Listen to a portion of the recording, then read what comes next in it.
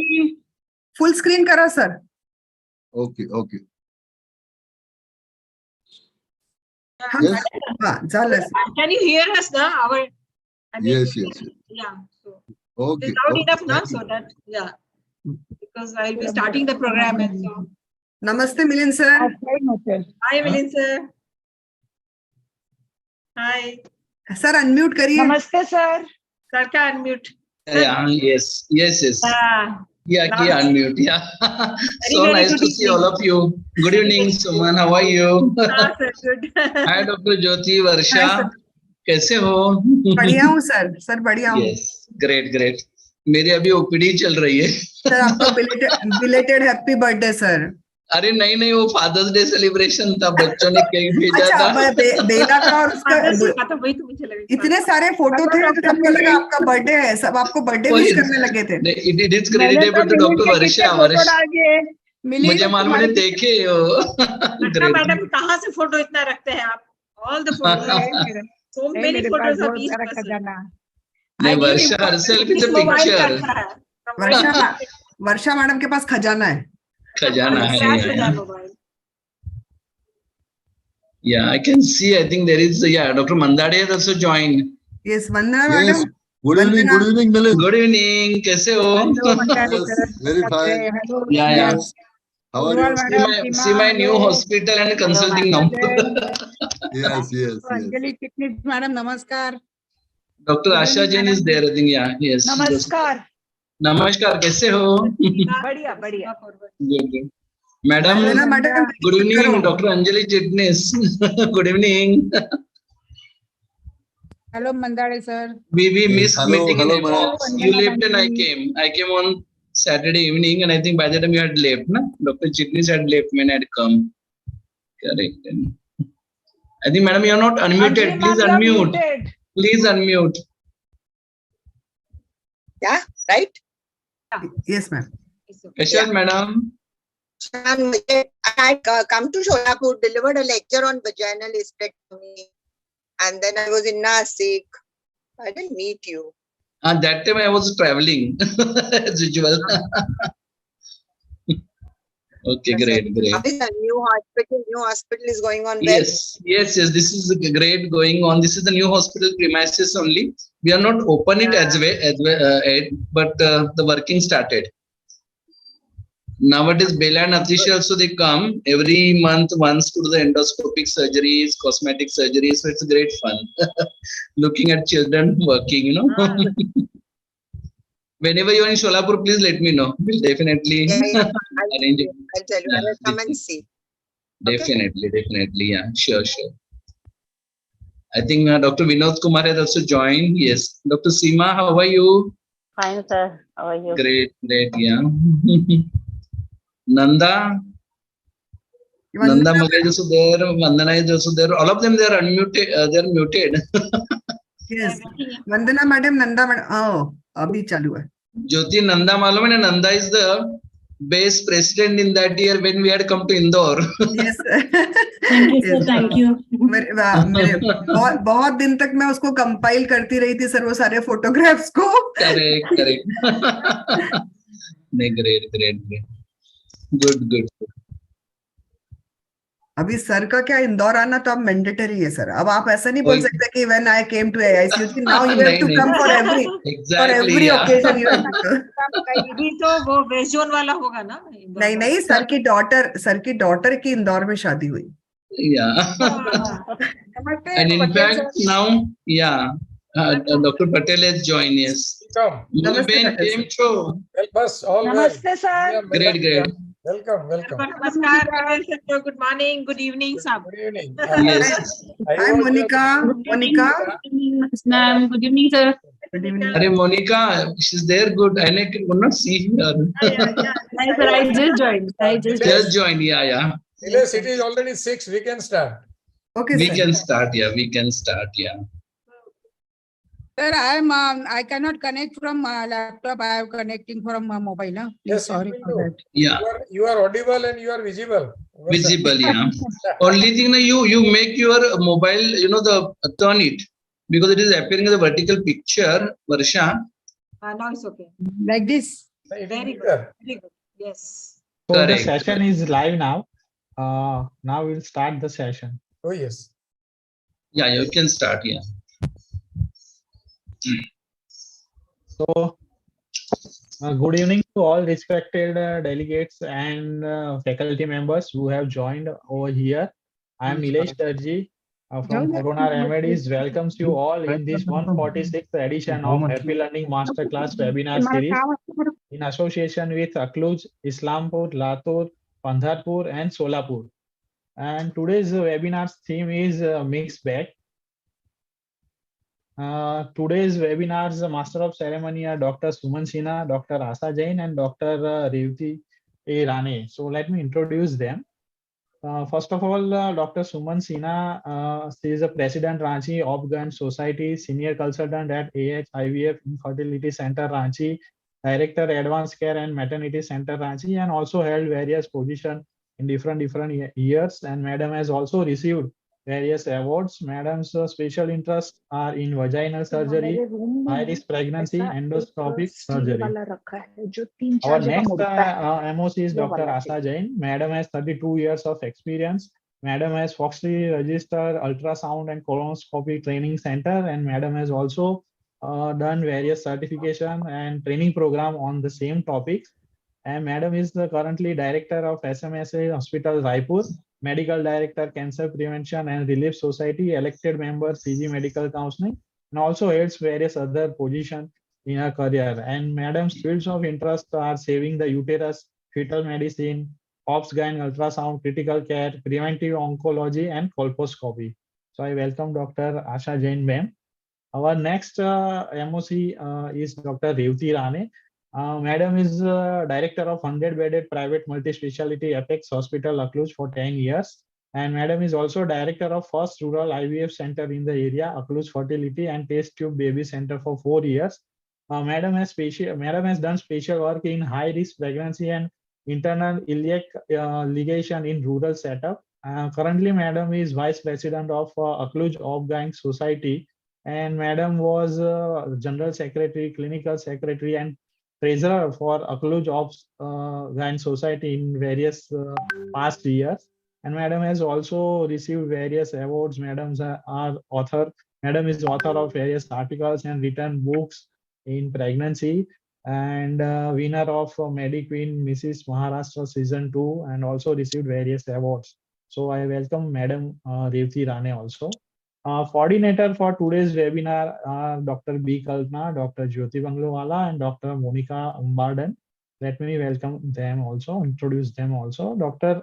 B. Kalpana is a course director for postdoctoral fellowship in endogynecology affiliated to MGR Medical University. He is also National Coordinator for Infertility Committee, FOXY, Chairperson for Infertility Committee, TNFOG, Secretary of MOGS, and various other posts Madam is having. Madam has very vast academic profile and also received various awards like Best Doctor Award by Dr. MGR Medical University, Golden Excellence International Europe, and other awards are also there. So I welcome Dr. B. Kalpana also. Our next coordinator is Dr. Jyoti Banglowala. Madam has 26 years of experience. Madam is Vice President Indore Obs-Gyn Society, Secretary for Indore Obs-Gyn Society for 2021 to 2022. Madam has interested in ethical and medico-legal aspects of Obs and Gyn. Madam has also held various positions in different committee in different years, and also received various awards like prestigious Wonder Foxian Award 2019 and other awards from Indore and MP government. And Madam has also published various papers and conducted various education and awareness campaign. So I welcome Dr. Jyoti Banglowala as well. Our next coordinator is Dr. Monica Umbardan. Madam is consultant obs and gynecologist, Mangalya Nursing Home and Atharva Fertility Center, PAC committee chairperson, MOX 2022 to 2024. Madam was website coordinator for MOX from 2018 to 2020. Youth coordinator, MOX, executive member, tax, executive member, ISO, PARB, treasurer. So these are the various fields Madam was having. And Madam is having also a great role in designing the website and SOGS app. So I welcome Dr. Monica Umbardan as well. So now I request all the doctors to come together and let's have our digital lamp lightning session.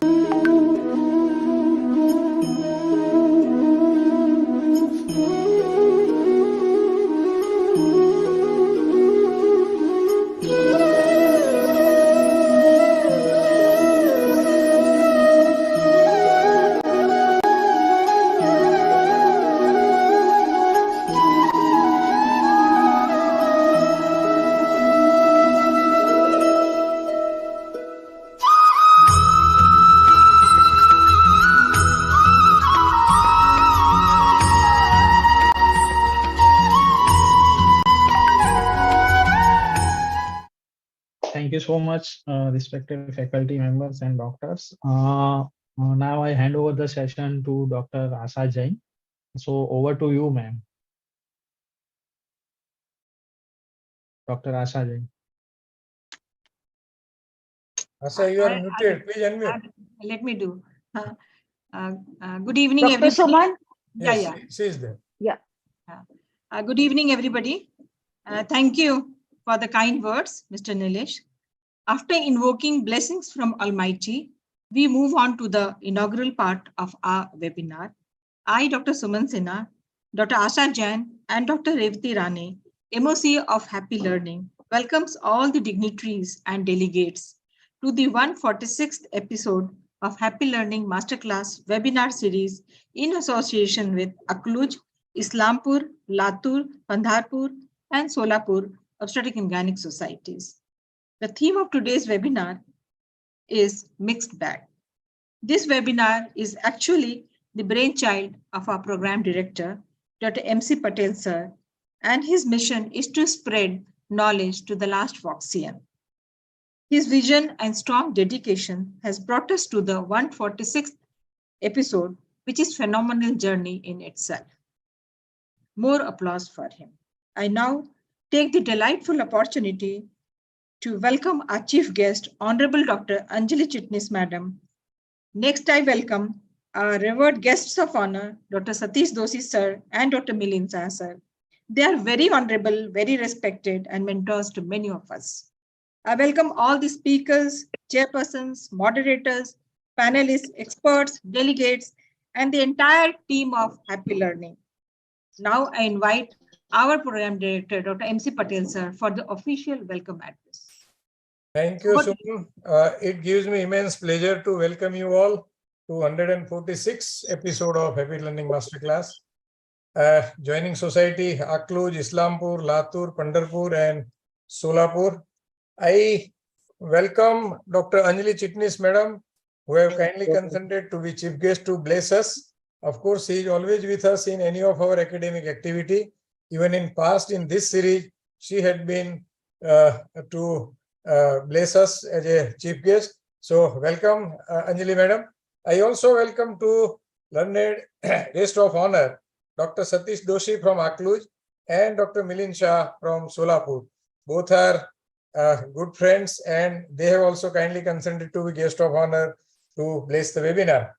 Dr. Milind and myself are working in Foxy since years together, and I have seen Milind working in Foxy very meticulously in other associations also, like ISOPAR, etc. So welcome, Dr. Milind. I also welcome two learned speakers who are going to discuss very interesting topic for today's webinar. Dr. Gaurav Mandrupkar from Islampur, and he is going to discuss newer advances in preterm labor, very important discussion as far as preterm labor is concerned. I also welcome Dr. Dattatreya Mandade from Latur. He is also going to discuss very interesting topic of obstetric bundle approach as far as obstetric practice is concerned. I also welcome two learned moderators who are going to moderate very interesting panel. Dr. Vandana Gandhi from Akluj and Dr. Vidya Tirankar Madam from Solapur. I also welcome expert panelists, Dr. Sneha Buyar from Yavatmal, Dr. Rekha Rajendra Kumar from Bangalore. I also welcome all the learned panelists Dr. Priya Kadam Madam from Akluz, Dr. Priya Binge Madam from Pandharpur, Dr. Pratibha Balda Madam from Solapur, Dr. Nanda Magai Madam from Solapur, Dr. Manisha Madam from Latur, Dr. Sachin Pawar from Pandharpur, Dr. Mansi Devdikar Madam from Akluz, Dr. Archana Khare Madam from Solapur, and all the learned chairperson who have kindly consented to chair respective session. Dr. Vivek Virkar from Solapur, Dr. Sudesh Doshi from Pandharpur, Dr. Seema Purwal from Islampur, Professor Meghna Gugle from Latur, Dr. Meena Madam from Solapur, Dr. Vinod Sete from Akluz, Dr. Ganesh Wagmode, Dr. Vaisali Dattal from Latur, and Dr. Sulbha Jambare. So all are chairperson to chair respective session. I also welcome convener Dr. Varsa Batse and Dr. Sneha Buyar, and I put it on record. All the efforts put by Dr. Varsa Batse for this webinar, for designing and to execution of this webinar. So thank you, Varsa, for the same. And I also put it on record, special efforts on part of Dr. Monica from Solapur. She has also helped me a lot as far as this webinar is concerned, for designing, for execution, to collect CV and photos. So thank you, Monica, for the same. I also welcome coordinators, Dr. B. Kalpana from Madurai and Dr. Jyoti Banglowala from Indore. I also welcome to Master of Ceremony, Dr. Suman Sinha from Ranchi and Dr. Asa Jain from Raipur. And Dr. Revati Rane from Akluz, she is also joining as a Master of Ceremony in this series. So as far as my team is concerned, Dr. Sneha, Dr. B. Kalpana, Dr. Jyoti Banglowala, Dr. Suman Sinha, and Dr. Asa Jain, they are since long in this series and playing their respective role in a very efficient manner. So I welcome all the President and Secretary of Joining Society, that is Akluz, Pandharpur, Solapur, Islampur, and Latur, and all the delegates who have joined this webinar. In era of COVID-19, where physical meetings were not possible, we four friends started this series to meet our Foxian friends on virtual ground, to say hello and to exchange knowledge for particular topic. And ultimate goal was to be helpful to our patient, to check maternal mortality and to check infant mortality. Because by 2030, Government of India and WHO has given us a target to check maternal mortality. It should be less than 67, and infant mortality rate should be less than 12. Of course, there are so many states in southern India, they are having maternal mortality rate nearby 30 or so. But at the same time, there are few states in northern India, and particularly in northern eastern India, where maternal mortality rate is near 200 or even more than 200. So, or with efforts, joint efforts on part of government, on part of some NGOs, federation like IMA, FOXY, and obstetrician friends, and particularly obstetrician friends who are working in remote rural places. And if we go join hand, then we can check maternal mortality, because if we go in a history as far as statistic of maternal mortality is concerned, previously it was roughly near 300 or 330, and it has come down to 130 as far as Indian statistic is concerned. So by the time, if we can decline from 330 to 130, then we can decline to less than 100 also. But it should be joint effort. All the antenatal patients should be checked in time, regularly. High-risk pregnancy cases should be detected in time, referred to appropriate center, and they should be meticulously investigated and managed. Then we can check all this. So with this, welcoming you all without wasting much of your time, welcoming you all. Thank you. Thank you very much. Thank you, Patel sir, for the very warm welcome. Now I request Dr. Asha Jain to invite and to introduce our convener, Dr. Varsa Batse madam, and request her for her address. Thank you, Dr. Suman. And may I have Dr. Varsha's CV, please? Yes, you'll have. So I welcome Dr. Varsha ma'am She is a practicing gynecologist and infertility specialist in Nashik for the last 30 years. She is the director of Baste Maternity Hospital and Pushpa Fertility Center. She had the first ICSI PGD baby in North Maharashtra in 2003.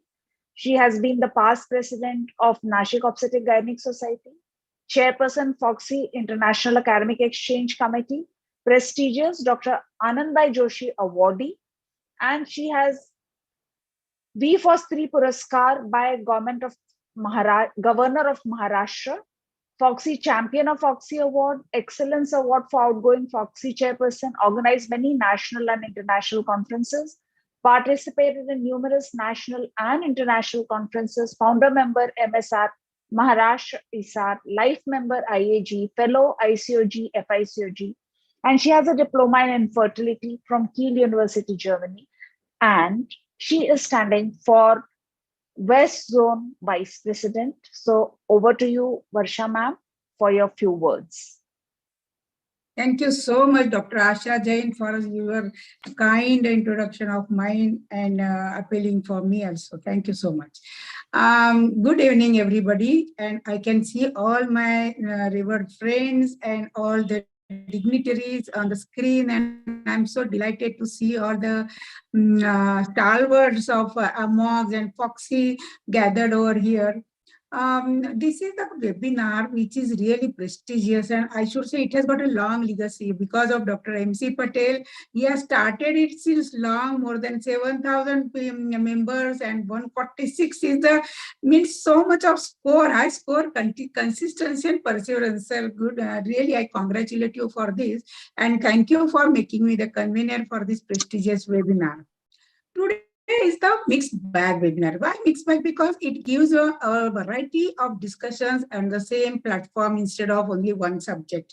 So, and the societies across Islampur, Latur, Pandharpur, Solapur, they are so nice and really vibrant societies. They have all gathered, all the, I can see president, secretaries, and all the learned people from these societies are gathered here to deliver the deliberations and give the advice and increasing the standards of this webinar with great academic feast. Our chief guest, what should I say about Dr. Anjali Chitnis? So gracious, she means people were just watching her stance and everything. Her aura was so great, madam. We were really lucky to have you in AMOGs Nashik, and you are a wonderful person. Thank you for being a chief guest, and you have really raised the standard of this webinar just by your mere presence. Thank you so much, madam, for having you here. And our guest of honor, Dr. Satish Dothi sir and Dr. Milind Shah. Both are such stalwarts. I have seen Milind Shah, kitna kaam karte, socialite bhi hai, itna, I know pulse oximeters, more than 200 you distributed, what not. So we are really lucky to have you as a guest of honor, Dr. Satish Doshi sir. Really, I welcome you too, because both of you are the zonal convener also for AMOGs. And all these things have added the flavor of this webinar. Now, what is the heart of any webinar? It is the scientific content, and we have stalwarts, Dr. Mandrukar. Arey, kya baat hai, sir? He's really, I really love to attend his extraordinary deliberations. Management of preterm birth, he is going to give us new consensus. Then Dr. Mandale sir is going to highlight on obstetric bundle approach. And none other, Dr. MC Patel sir is going to give us fantastic, fabulous take-home message. We are really afraid. Every day I'm really afraid of practice nowadays. Kuch bhul na ho jaye, kuch chuk na ho jaye, documentation. So legal issues in high-risk pregnancy, Dr. MC Patel is going to highlight. So thank you so much, sir, because legal matter is so important in each and every webinar. So you are like a Bhishmacharya for us to guide us and to support us and to advise us also. Then what about the panel discussion? Adolescent PCOS. I told Monica we will have adolescent PCOS because it is such a emerging, it's an iceberg, the tip of the iceberg that we are going to discuss. We see so many, every alternate girl is having adolescent PCOS, and none other than Dr. Vandana Gandhi. She's such a great friend and such a nice lady and learned from the Akluz, and Vidya Tirankar also. Both of them are going to moderate it excellently, and we have excellent panelists, esteemed panelists scattered all over from these societies. They have gathered together to give them the excellent discussions and take-home messages. The expert comment, none other Dr. Sneha Bhuyan and Rekha Rajendra Kumar, they will highlight more with their expert comments. And the coordinator, what should I say? I have seen continuously B. Kalpana, Jyoti Banglowala, Monica, darling, you are really, उसके पास तो सब directly इसका phone चाहिए तो जल्दी से दे देती है. She knows each and every member of AMOGs and whatnot. And the MOC, Dr. Suman Sinha, Anju Jain, and Revati Rane. Revati Rane, you are really the heart of Maharashtra by your beauty, by your brain and whatnot. You have really given mukta feeling दिया है आपने, जन जागृति इतना कर दी है आपने. So I am really happy to be here as a convener. And without much ado, sorry, I talked a lot. I hand over the proceeding to the organizers. Thank you so much for having me here. Thank you, Varsa madam. Really, we're delighted to hear from you. You speak so nicely, and you are such a kind soul. You speak in volume and praise each and every one. So we really love it. So I would like to, sorry to interrupt. I am going for the post of Foxy Vice President. So मैं भूल ही जाती हूँ बताना. So now I remember. मैं बताने So जा रही please let me, guide me, and vote for me. Thank you so much. Best Over to you, Dr. Suman. Best wishes to you, madam. Thank you. So I next take the opportunity to invite Dr. Sneha Bhuyan, madam. Madam, is madam here? Yeah. So this is a very pleasant task of mine, and we all know her. She's a very dynamic person. She has been the immediate Foxy Breast Committee Chair during the year 2019 to 2021. And she is presently the Governing Council member of ICOG, SAFOG Working Committee member of Breastfeeding, AMOX Chair of Medical Disorders in Pregnancy. She is the founder president of Bidarbha Isopar, and she has been recipient of International MS Signature Award for Phenomenal Leadership in 2020, Asia GCC Award, and she has so many awards and accolades to her credit. She has a huge experience of 20 years in obstetric and gynae and has presented more than 300 talks and written quite a number of publications in various journals and books. So over to you, Sneha madam, and kindly introduce our chief guest, Dr. Anjali Chitnis madam. Is Sneha madam there? Sneha madam is not there. Actually, she is in another webinar right now. No issue. I will inform Dr. So anybody can take out. Suman or anybody. No, I request Dr. Revati to introduce our chief guest. Dr. Revati, are you there? Yes, Revati is there. Okay. Yes, ma'am. Yeah, do the order, please. Hello, everyone. It's my great honor and privilege to be given chance to introduce Anjali Chitnis, ma'am. Madam, everyone knows Madam. I don't think so. She needs much of an introduction. Madam she's from Solapur, so we all know her, and she's MD DGO, DFP, FICOG. She's done her MBBS from Grand Medical College and Vadia Hospital, Mumbai, and she's honorable professor from obstetric gynec at VM Medical College, Solapur, HOD at Markanda Hospital, Solapur, postgraduate and undergraduate teacher and examiner. Madam is excellent in academics, presented, has done a lot of research work and done a lot of services in the society, and her special interest is NDBH, emergency obstetric, perinatology, and traveling. And I would say that, we are junior, and I've seen ma'am in all the MOGS meetings and everywhere. So she is, मला असं वाटतं की एक उत्साहाचा झरा, मला त्याला Marathi English word नाही सापडणार, पण एक उत्साहाचा झरा. We look up to you, ma'am, and hopefully we'll have half of the energy as you have at your age. So it's really my honor to introduce you, ma'am. Thank you. Thank you. Thank you very much. Madam, we request you, Anjali madam, for your pearls of wisdom. So please bless us. Dr. M.K. Patel and all the dignitaries, junior, senior, and I can't call them junior because they have become our colleagues. Our students have become our colleagues. So, my dear colleagues, thank you very much. Madam, you're muted. We can't hear you. Waiting me for this 146. No, again, Madam, again you are muted. Please unmute yourself. Yeah. Yeah. Okay. So I can't believe this is 146 of this series. So I congratulate Dr. M.K. Patel and his team here. Actually, it's a very good thing to conduct this type of CMEs, you say CMEs, because it is helpful to the juniors to know the what is going on and what are the different newer aspects. Number one. Number two, it is good for seniors also. Like me, so it is an absolutely refreshing CME so that we know where the science is going. Every day it is changing. Every day it is moving forward. Now, whatever classifications we have learned, we have told or taught different classification to our students, and now it has got still more detail about the details about the subject. So everything is a science which is moving very fast. So these type of seminars are very good.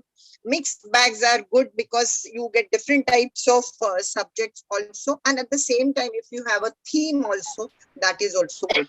I feel you should start involving some of the PGs also, so they get an opportunity and they get the stage to come out and express their views, their studies, their collection of knowledge, everything. So you should invite the PGs also and include them in the panel, or say wherever smaller subjects you can give them, so that they are encouraged. Like we people are there for years together. So you should invite them. That is what I feel. And I wish you all the best for such type of educational procedures, or say CMEs. Continue it. I hope it goes on and on and on. Even if Corona is not there, this is the best way to gather everybody and learn so many things. Thank you very much once again. I don't want to waste time because everybody is waiting for the topics to be learned, to be heard. So thank you very much, everybody, each and everybody. Thank you. Thank you, madam, for your blessings and your wonderful words. Dr. Patel, sir, do you want to say something? Sir will say in the end, I think. So we move on to the next. No, Suman, I am here only. Achha. So thank you, Anjali madam, for sparing time to bless us. Of course, you are always with us. I mentioned in my welcome address also, and you are inspiring source for us to continue this type of academic activity. Thank you, madam. Thank you, madam. Thank you, Patel sir and Anjali madam. Now again, I invite Dr. Revati to introduce our guest of honor, Dr. Milinsa, and request him for his blessings. Dr. Revati, are you there? Yes, ma'am. Satish Doshi sir, right? No, Dr. Milinsa first. Okay. No, in the event. Okay. Hello. Yeah, hello again. It's my honor to introduce our loving and very kind Milind sir. It's always a privilege to get to hear sir. He has been president of ISPO ARB 2016-18, president IMA, founder president of Infertility and High Risk Foundation, honorary treasurer of Asia Ocean Federation of Perinatal Society, vice president FOXY in 2011, second vice president Indian Society of Perinatal Diagnosis and Fetal Therapy 2019-21, deputy secretary journal Indian Society of Aesthetic and Regenerative Gynecology, ex-chairman Rural Obstetric Committee, managing committee member of various prestigious society, and he is a great academician, and he has been steering past steering committee member in the Safe Abortion Partnership, and professor HOD of Department of Gandhi Gandhinath H. Medical College, and national editor member of Foxy website. And he has, we all know that he's a versatile person. He has visited many countries, authored many books, and he is an active Rotarian and has a great social work. So thank you again. Thank you. Thank you very much, Dr. Veda, for your wonderful, actually, the introduction. In fact, I had always seen Veda not only as a good academician, but also a great beautician, because I always found her participating in various pageants so actively. So great. So nice to see you in this OT dress as well. At the onset, I must say big thanks to Dr. MC Patel for coordinating. MCU gave me an opportunity to meet all close friends of mine whom I would have not met actually in the last few days, though they were so close to my city. The friends from Akluz, friends from Islampur, Latur, Pandharpur and Sholapur as well, because this is a good opportunity to meet all of them. I understand that organizing this event is a great task and you had done it wonderfully. And when you had got such a wonderful team with you, when Suman is there, I'm very sure very soon she will be the committee chairperson of the vaginal surgeries, and I'm very sure that she's going to get through that. I can see the great conveners, the two very close friends with whom I had worked so much, Dr. Varsha and Dr. Sneha. Both of them, they were, in the field of actually obstetrics and gynecology, and also in the field of Foxy, working very hard. I was more delighted to meet my own teacher as well. Yes, Dr. Anjali Chitnis, who taught me all the tips and tricks of vaginal surgery. I still remember my first entrance in the field of obstetrics and gynecology. The first houseman, first day of house post was with Dr. Chitnis, and I still cherish those moments. Nice to see Dr. Doshi as well, who again is a very busy practitioner from Akluz OBGYN Society, will be another guest with me.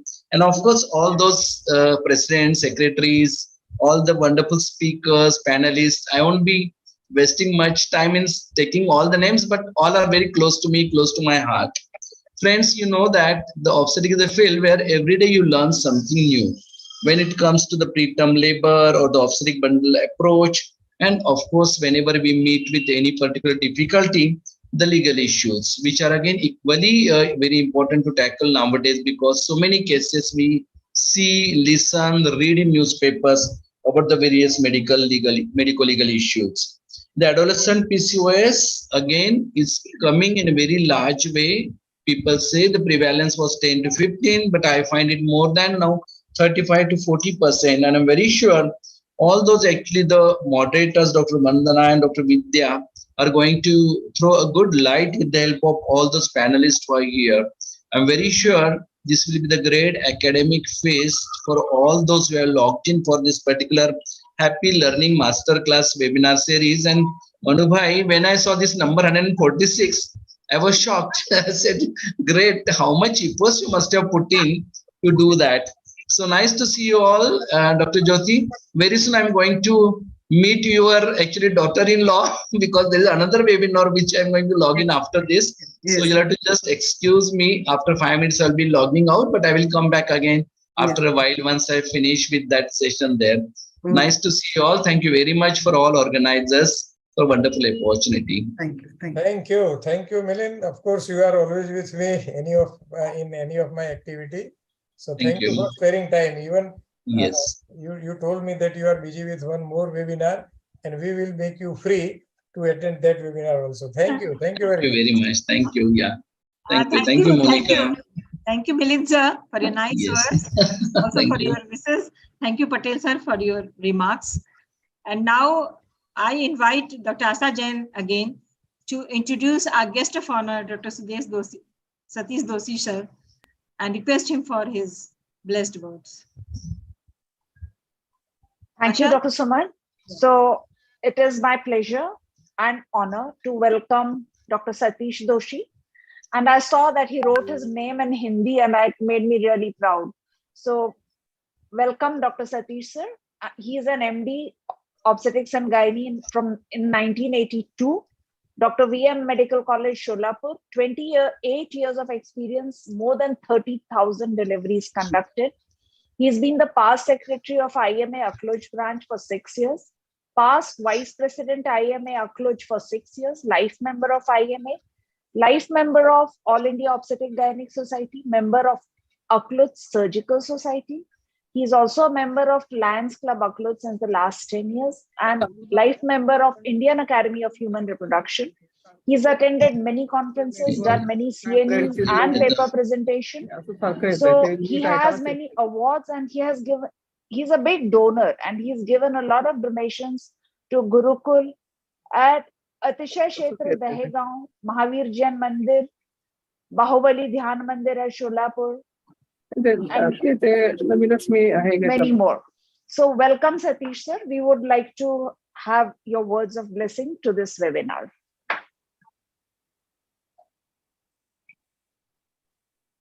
Satish sir, you are muted. Please unmute.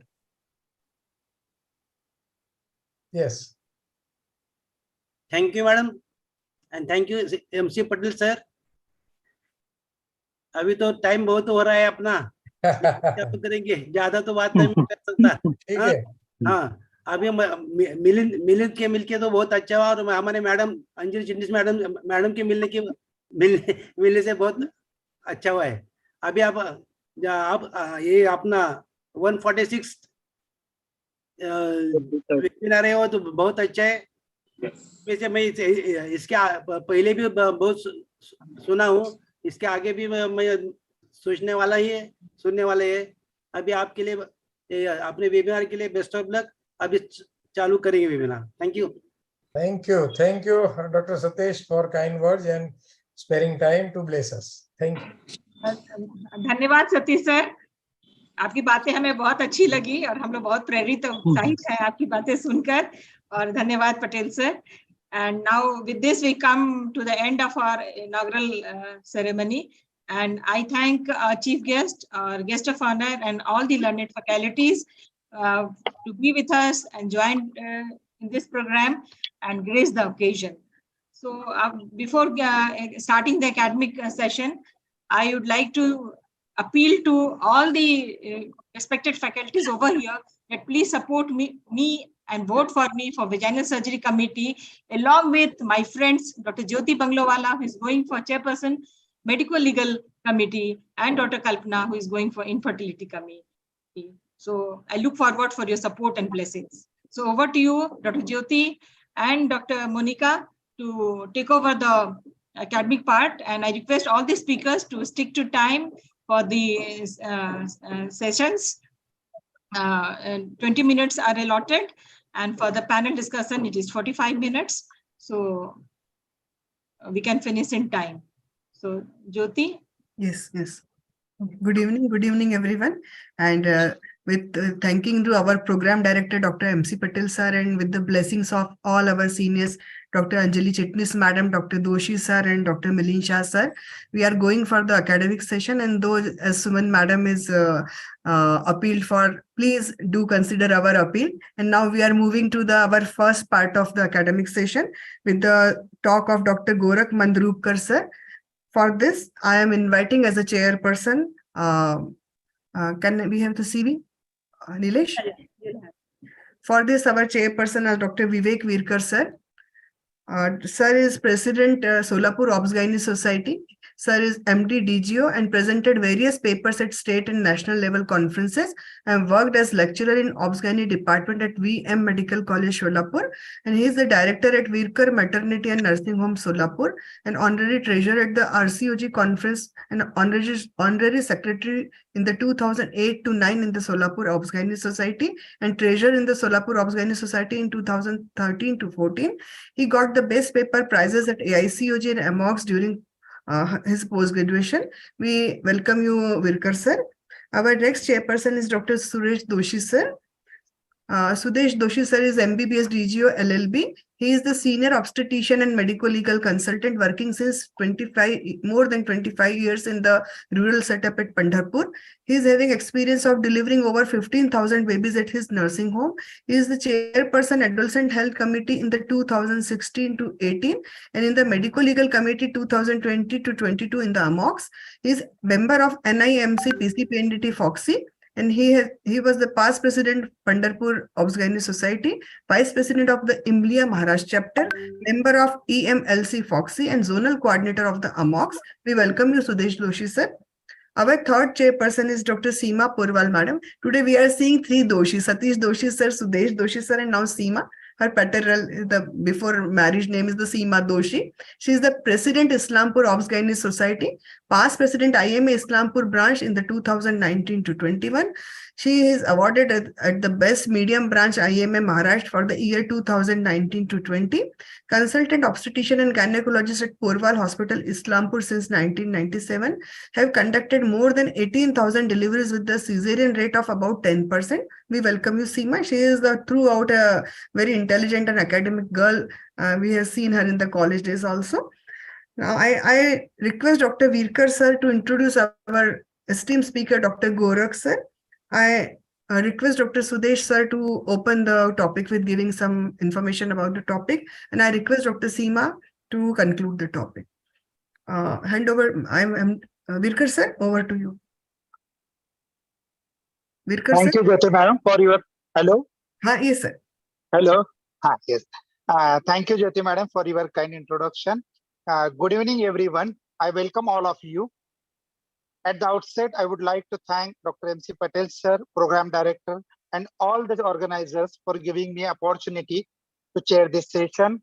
I also welcome all the faculties and delegates who joined today for this wonderful webinar.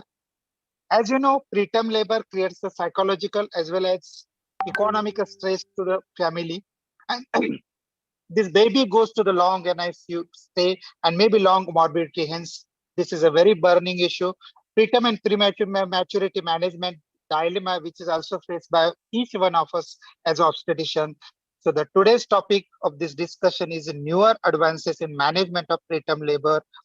I take this opportunity to introduce today's speaker, none other than the Dr. Gorakh Mandrupkar sir. As I know, he is a great academician and clinical researcher. He is consultant reproductive medicine, MCSS, Center for Health Skills, Islampur. He is a director at Angel IVF Clinic, Pune. He is a postgraduate in clinical research and medical legal systems. He is a member of Task Force National Policy on PPH Government of India. He drafted guidelines on hypertension in pregnancy, Foxy and ICVG gestosis.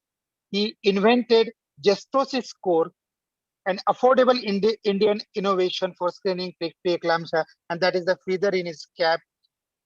He has developed medical Android apps. There are 4 books, 9 publications, and more than 500 lectures in his credit. As I know, he is a medical legal expert and a very well-known person in the field of obstetrician. So I invite Dr. Gorakh Mandrupkar sir for his talk. Over to you, sir. I request Sudesh Doshi sir to say something about. Doshi sir, Sudesh sir. Sir, unmute yourself, Sudesh sir.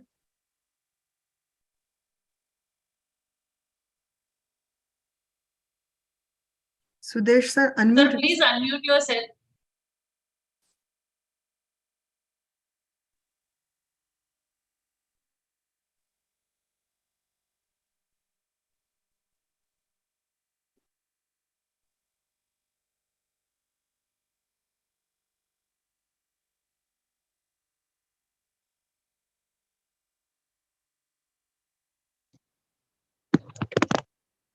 Sudesh sir, unmute yourself, sir.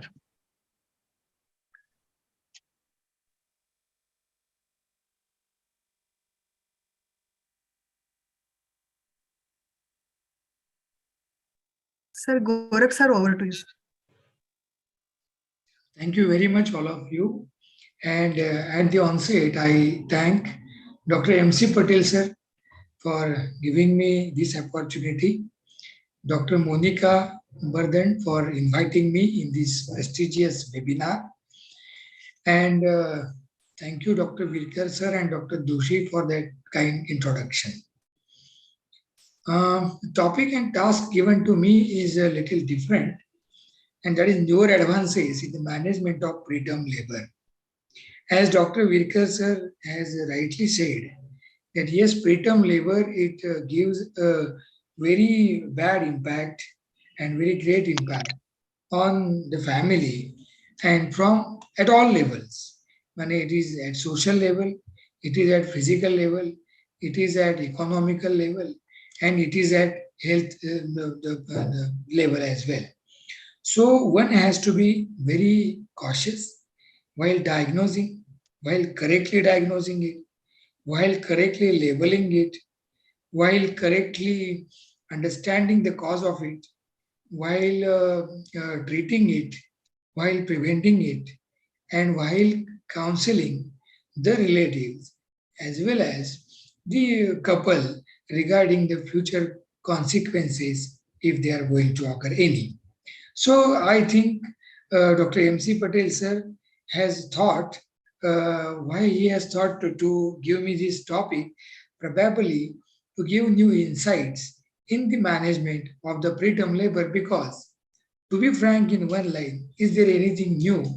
There is nothing new from the technology point of view, from the medicinal point of view. But yes, there is a new insight that we should give to this topic, because more and more aged clients, they are coming to us for pregnancy treatment as well as for delivery. More and more medical disorders, they are coming. More and more obese women, they are coming. And that is the reason automatically there is definitely a great increase in the number of preterm labor as well. Now, what should be our aim? The aim should be to diagnose the preterm labor, that is labor at less than 37 completed weeks. Just patient has come to us with some pain in abdomen, and immediately, many a times it happens in many of the OPDs that immediately some of the classic brands of tocolysis, they are started. So is it a preterm labor? That we have to understand. So diagnosing the preterm labor, that is by correct definition, is our important task. To establish a cause, if possible, of the preterm labor.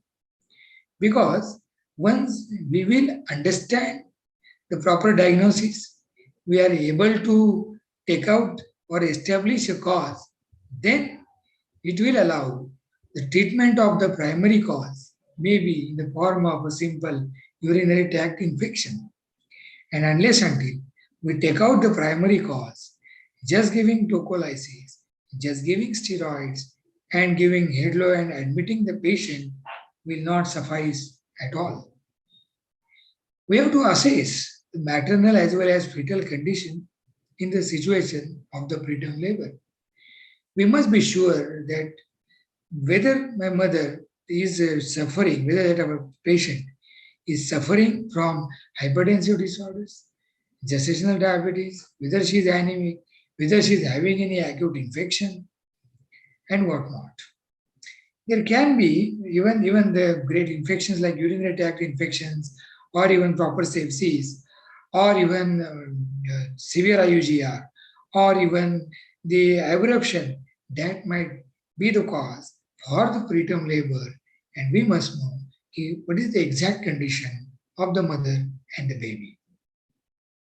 Then our role comes is to establish the effective suppression of the labor, unless until it is contraindicated. Prior to 34 weeks, because it is now very clear that after 34 weeks, per se, there is no necessity to suppress the labor, unless until, yes, there are some, if there are lack of facilities for the conductance of the labor, or for the conductance of the delivery and etc. likewise. Otherwise, we have to establish the effective suppression of the labor without undue delay. Now, admission and investigation. Yes, when such patient comes in front of us on history, particularly we have to understand whether it is premature rupture of the membranes, or merely only contractions are coming, or if there is history suggestive of antepartum hemorrhage. The gestational age, we have to confirm again and again a menstrual history, or if there is ultrasound data which is available.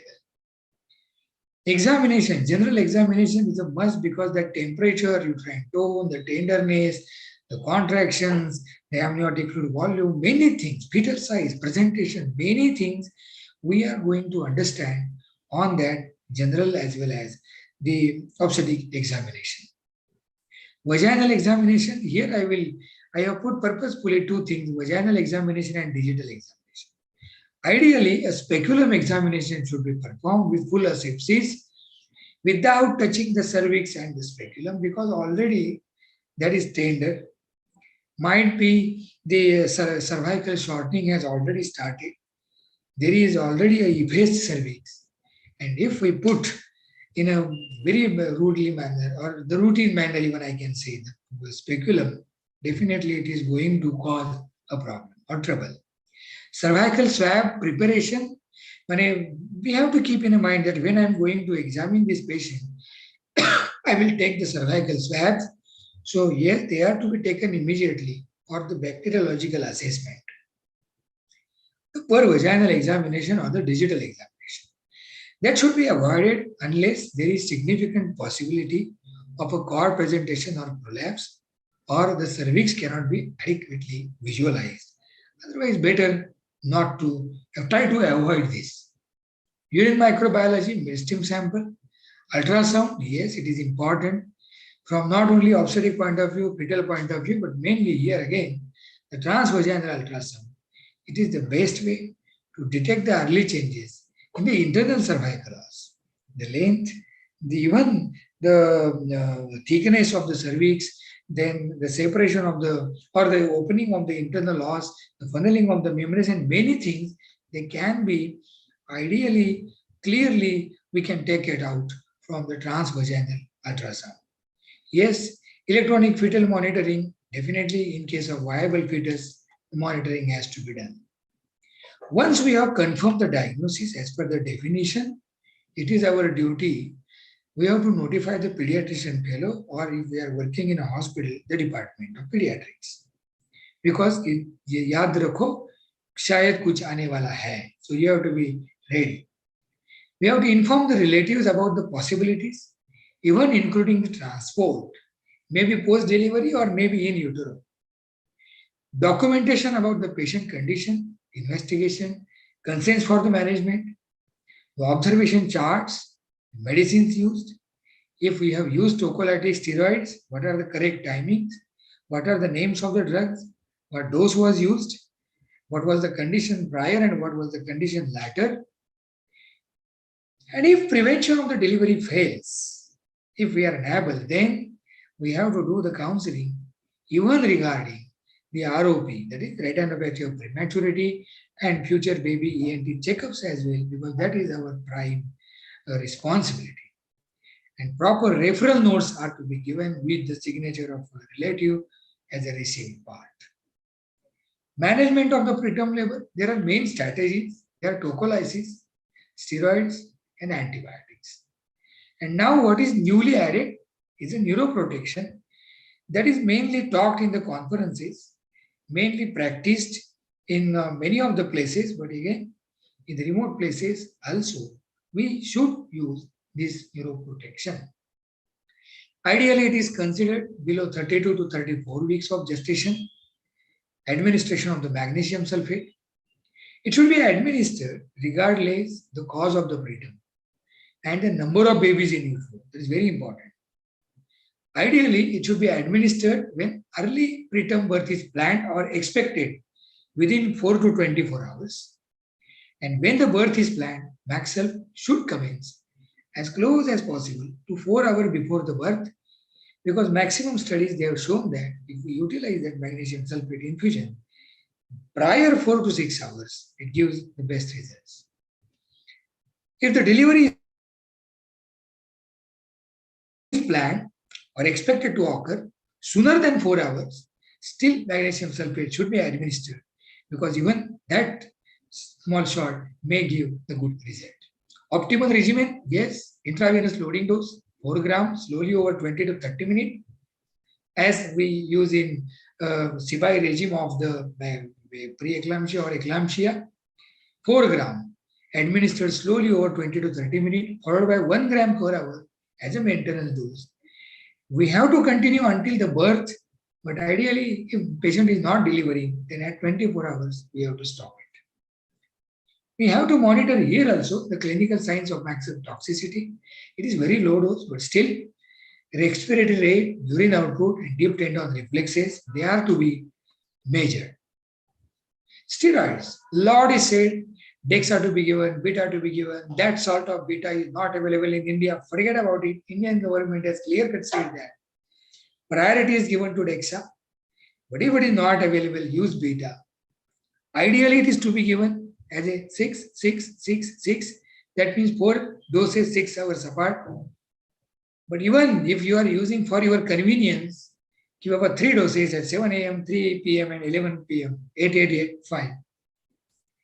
If the patient is not having diabetes, patient is not hypertensive, then many a times, and if we know that, क्या शायद इसको पूरा dose नहीं जाएगा, single dose ही जाएगा, use 12. So likewise, the ideal the thing is either Dexa or beta 24 milligram within 24 hours. That is the main motto. It may not be appropriate to suppress in such situations, especially when we know that more than 34 weeks, when we know that level has already advanced, or we know that there is problem in the compromised fetal condition and all. Better not to suppress. Tocolysis, good evidence that tocolysis alone does not improve the neonatal outcome. But yes, it should be used to get some time for the corticosteroids to act, and in remote places where proper NICU facilities are not available, we get some time to transport to the suitable place. Primary aim is to delay the delivery. Secondary aim is overall to reduce the perinatal mortality and morbidity associated with prematurity. There are known, we know that beta mimetics like terbutaline, calcium channel blocker like nifedipine, then prostaglandin synthesis inhibitors like endomethacin, ketorolac, sulindac, oxytocin antagonists like atosiban. I will be talking mainly on the calcium channel blocker, that is nifedipine, ideal drug, safe drug, easily available drug. Initially, we have to use as 30 milligram as a loading dose, and then 10 to 20 milligram every 4 to 6 hours. Very safe, easily available, effective, mild flushing, headache, and dizziness. But otherwise, there is no problem. If we are using sublingual, it will cause sudden fetal death or fetal distress. But if we are not using sublingual and using tablet form, there is no problem while using this nifedipine. Otherwise, regarding terbutaline and salbutamol, everybody knows. Endomethacin, better not to use unless until there is severe polyhydramnios and all. But otherwise, there is a problem that there is a risk of constriction of the ductus arteriosus. So ideally, it is kept aside. Yes, atosiban, definitely, it is coming up as a good or as a tocolytic drug. It has a mechanism of action that it is inhibitor of oxytocin and vasopressin. Initially, we all know we have to use the bolus dose of 6.75 milligram over 1 minute. And later on, we have to use as an infusion, and the rate should be 18 milligram per hour initially, and later on 6 milligram per hour. Slowly we have to use, and it is, mind well, it is very effective if used in a proper, with monitoring and in a proper infusion. It has shown to delay the labor up to 7 to 14 days. Nausea and short duration of headache and all, these are the side effects. But otherwise, I will say nifedipine and atosiban, they are the best to use as a tocolysis.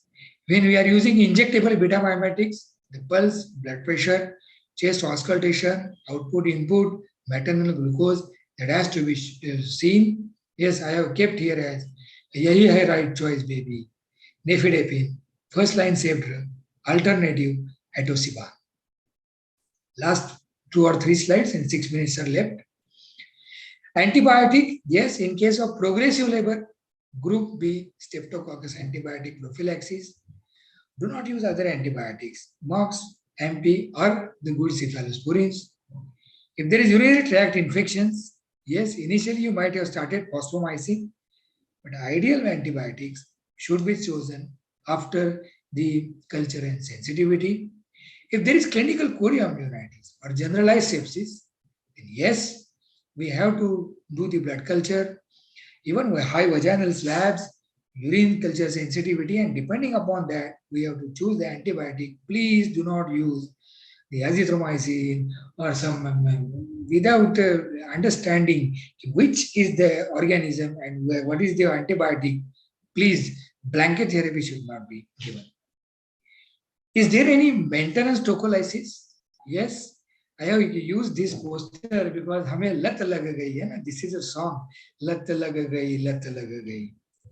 So in our obstetric practice, हमें शायद लत लग गई है कि एक बार preterm labor का acute management चला गया कि बाद में we write the tocolysis for months together or for weeks together. But the trial has compared subcutaneous terbinafine and placebo. And even many other trials have been done, and maintenance therapy cannot be recommended for routine practice.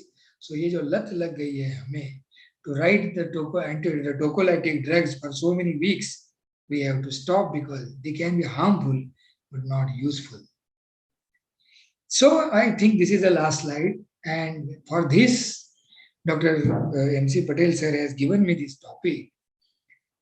If you see this slide carefully, the left side and the right side as well, the other half, that we should have the correct diagnosis of the preterm labor, the threatened preterm labor, whether my patient has really the contractions, whether my patient has really any infection source which is causing all these problems, whether there is really a effacement, whether there is a really effective shortening of the cervix, and depending upon that, we have to do the correct diagnosis.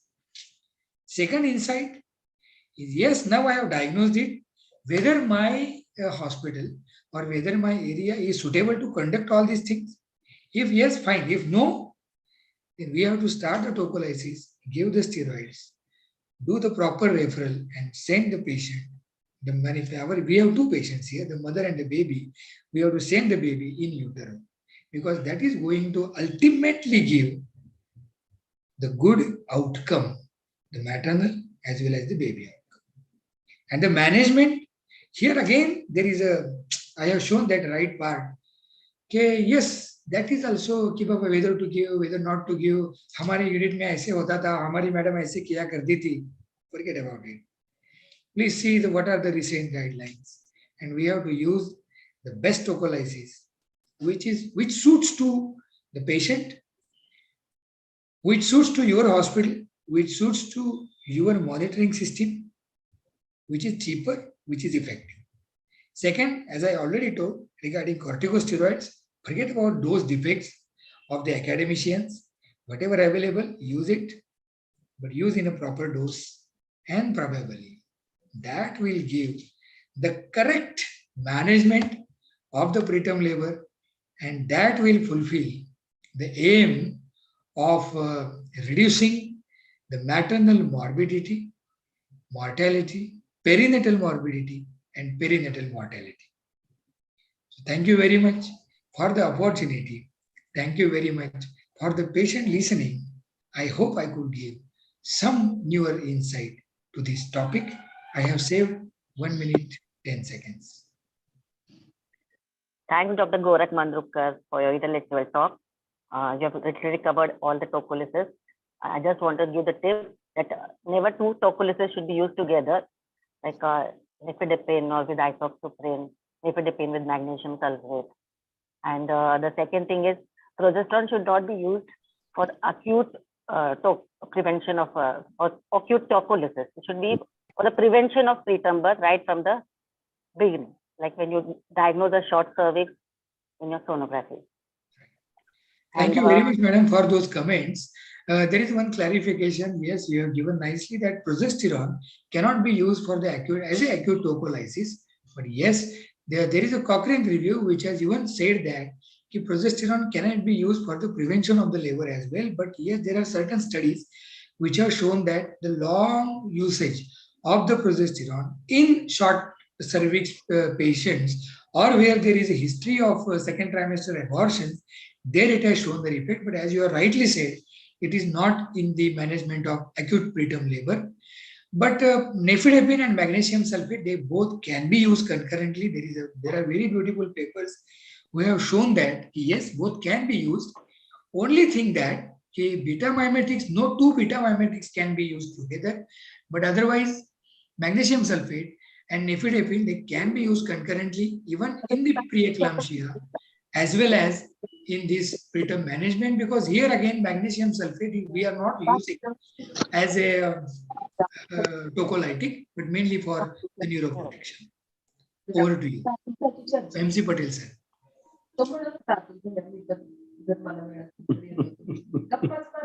Patel sir, are you there, sir? Hello.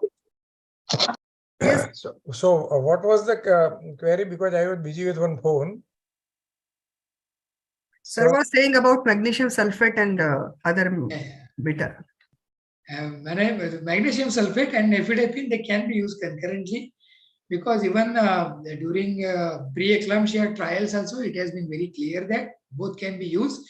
But what madam has said rightly, that two beta mimetic drugs, they should not be combined at any cost, because it will cause harm to the mother. Over to you, sir. So if you are asking me as a medical legal person, that in court of law it is very clear dictum that law doesn't teach you medicine. You have to manage your patient as per standard medical norms. So as per standard textbook, as per standard practice prevailing in nearby medical college, as per standard practice prevailing in peer groups, or as per standard practice mentioned in recognized journal or in index journal particularly. Yes. So if we have treated patient as per all this standard, then we are out of problem if at all we have to face any litigation. Yes. So whether it can be used simultaneously or not, because in court of law, whatever you do, you should be in a position to justify it. Whatever you have done, it was scientific. So you will have to prove that. So if it is scientific, you can very well use. If it is controversy, then again you will have to justify in court of law why you used this and what was the outcome. Thank you, sir. Yes. Thank you for opportunity. So, Gorakh sir, right now there are no questions. If there are any questions, we will take it after this session, sir. Thank you so much. Thank you. Thank you very much. And now I am handing over the mic to Dr. Monica Umbardhan, madam, for the session 2. Monica, okay. Thank you, ma'am. Thank you so much. Thank you, MC sir, for the opportunity. And thank you all the esteemed faculties for accepting our invitation at the first go. Can we have the CVs of the chairpersons of this session, please? Our first chairperson for this session is Dr. Meghna Deepak Google. She is currently the president of Latur OBGY Society, and she has been the past secretary of the same. She is the director of Dr. S.B. Google Memorial Hospital and PG Teaching Institute, Latur. We welcome you, ma'am. Our next chairperson, Dr. Meena Gunjotikar, madam. She is currently the secretary of Solapur Obstetrics and Gynecological Society. She is a consultant at Gunjotikar Nursing Home and at SSNJ Ayurvedic Hospital. She has participated actively in various social activities and has special interest in non-set vaginal hysterectomies. We welcome you, ma'am. And our last chairperson for this session is Dr. Vinod Kumar Shetty, sir. He is currently the president of Akluj OBGY Society, and he is a senior practicing gynecologist in Akluj since last many years, and also works at the Akluj Fertility Center. We welcome you, sir, and we request Google ma'am to please introduce our speaker for this session.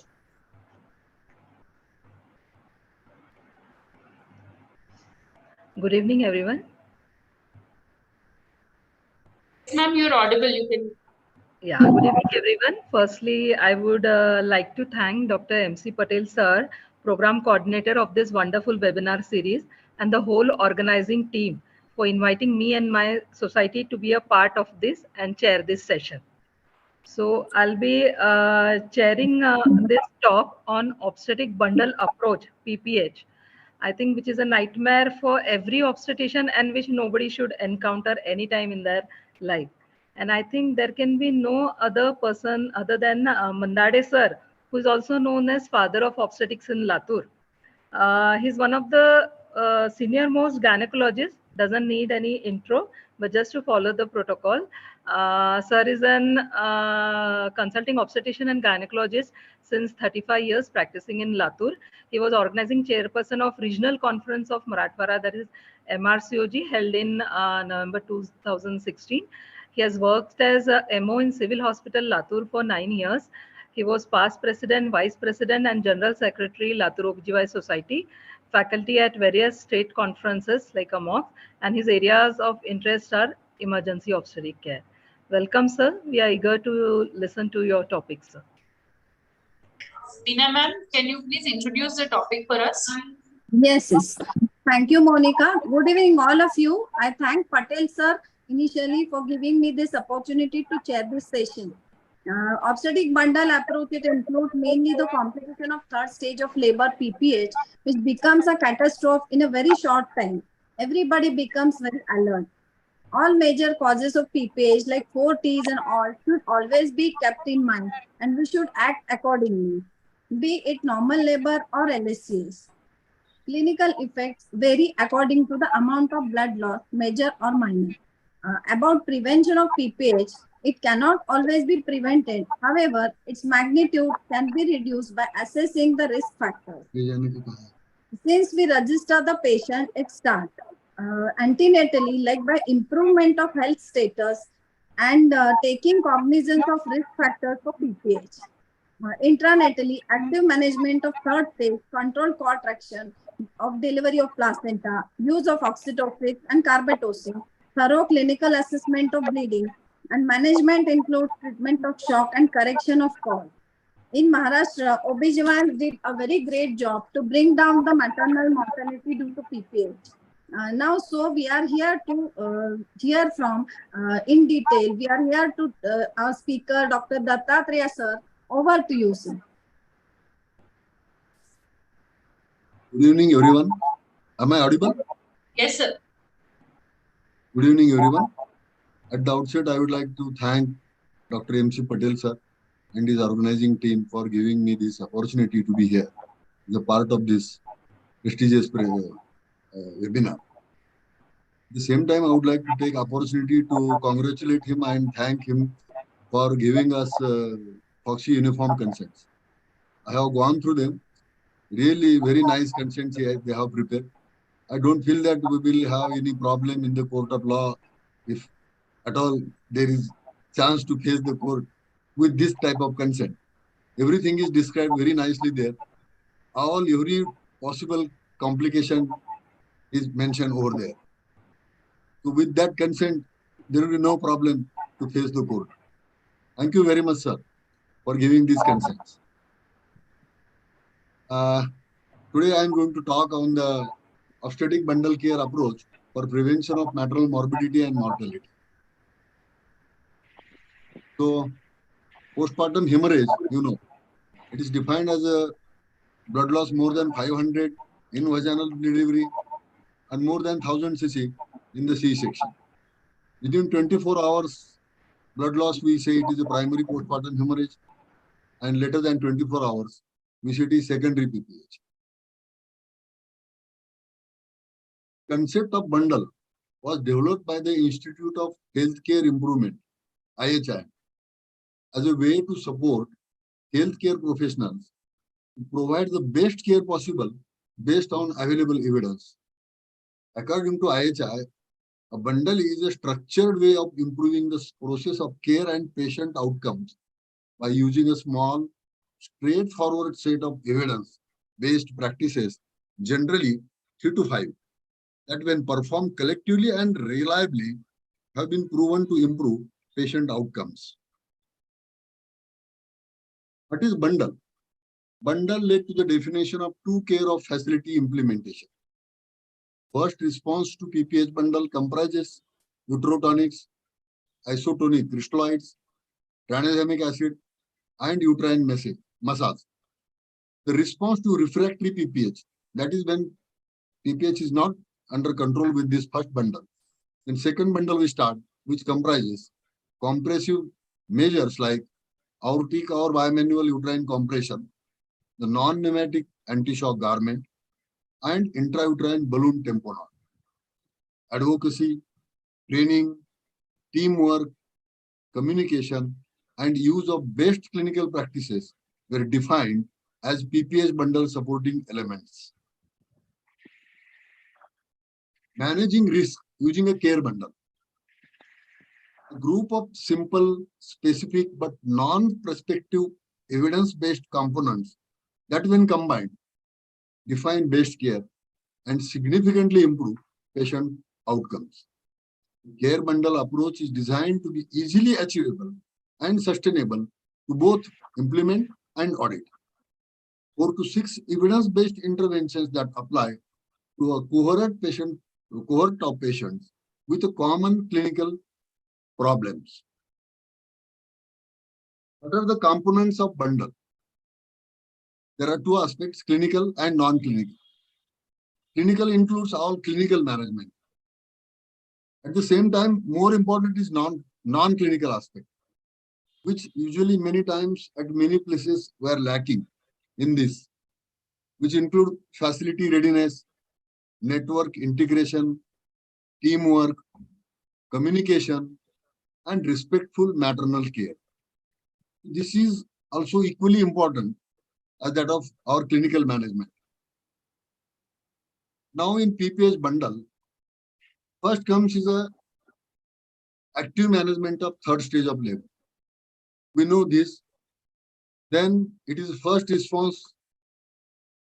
It consists of IV fluids, uterotonics, tranexamic acid, uterine massage, supportive care with suturing lacerations if they are there, emptying bladder and emptying uterus. And if it is not responding, then comes the second bundle, which comprises of compression of the uterus, aortic or bimanual uterine compression, balloon tamponade, anti-shock garment, and supportive measures like blood transfusion and transfer to the higher center. Active management, as of all we know, there are 3 components. As soon as baby is delivered, within a minute, we administer uterotonic drugs, usually 10 units of oxytocin, that is pitocin, intramuscularly is given. Then delivery of placenta is done by controlled cord action and massaging the uterus to make it hard. This stage usually with active management lasts for 5 to 15 minutes. But if we don't do it inactively, it may take up to 30 minutes also. So these are the drugs, uterotonics. First line of drug is oxytocin. We infuse 20 units in 1 liter or 10 units in 500 ml of normal saline or Ringer's lactate at 60 drops per minute. Later on, we can reduce it to 40 drops per minute. It should not be given more than 3 liters containing oxytocin. And it should not be given as an IV bolus. If there is no response with this, we can add methyl argometrin also, intramuscular 0.2 milligram. We can repeat it after 15 minutes and can be repeated every 4 hourly, not more than 5 doses. Only the contraindication is preeclampsia, hypertension, and heart disease. Still, we may need, if bleeding doesn't control with this, prostaglandins, what we call it as a prostaglandin injection, 250. We can repeat it after 15 minutes also. And we can give up to 8 doses maximum. We should take precaution that patient should not have asthma. It is contraindicated in asthma. So this is how we give uterine massage. And then if it is not controlled, then in second bundle, then we have to think of balloon tamponade. We know we can prepare the balloons at our hospital also with gloves, or we can use bakri balloon and inflate the balloon and wait and watch for the bleeding. One more thing included in the bundle is pneumatic anti-shock garment, which compress our thigh muscles, our calf muscles, and reduce the blood flow to the periphery and increases the venous return and maintain the perfusion of the kidneys, heart, and brain, vital organs. If needed, depending upon the blood loss, we should think of blood transfusion, RBC pack volume, and blood components like FFP.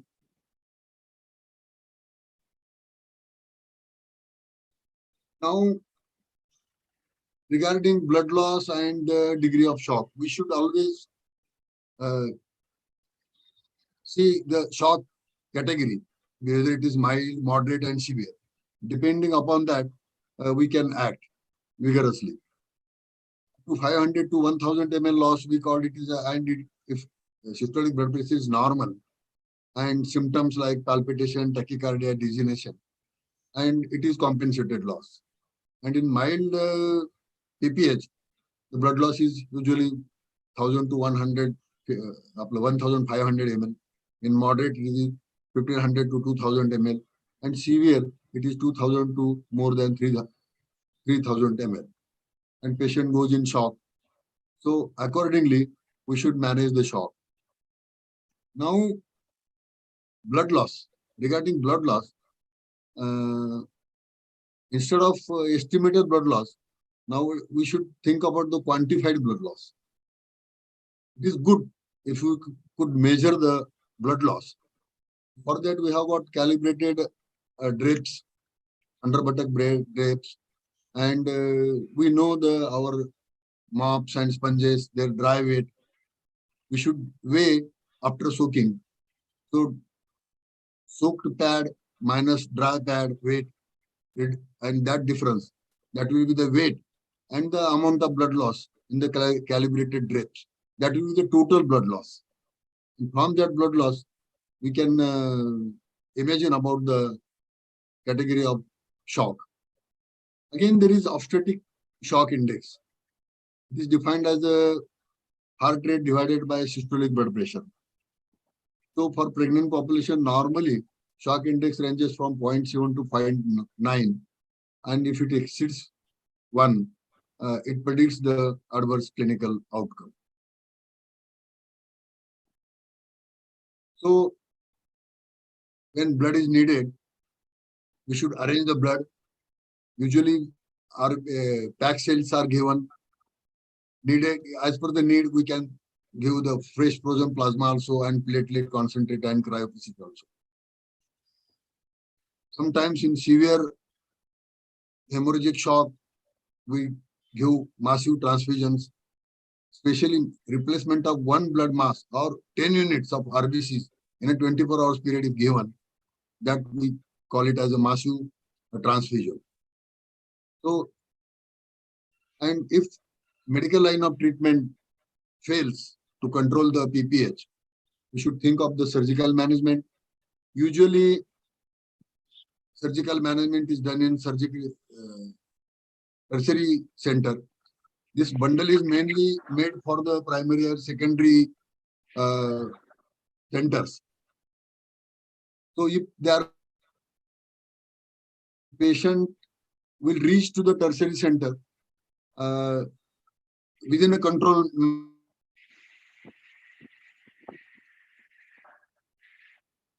should reach tertiary center.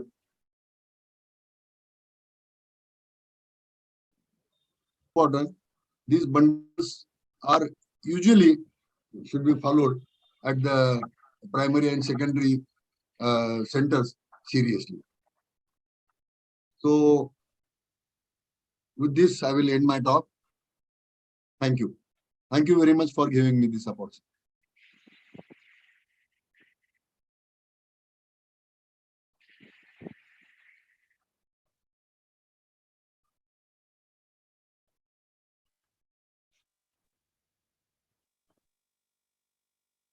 Yeah.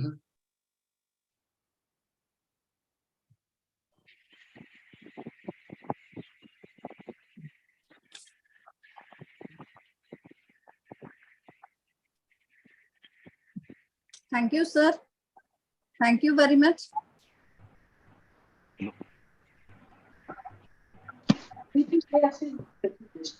Hello. Hello. Hello. Thank you, sir. Thank you, sir. Thank you, Mandal, sir, for your elaborative practical approach to this nightmare post PPH. Am I audible? Yes, sir. Yes, sir. So we're given the practical approach how to handle at the primary and secondary centers before the patient go in. It's a teamwork. So we should have the clinical and non-clinical persons by the side of you. And one more thing I would like to suggest, we should have the group or our colleagues who should help in such nightmare condition. And one more thing, there should be availability of the blood bank or the blood products by the side of that. So it's before shifting the patient to tertiary center, it is very nicely elaborative discussion by you, sir. Thank you very much.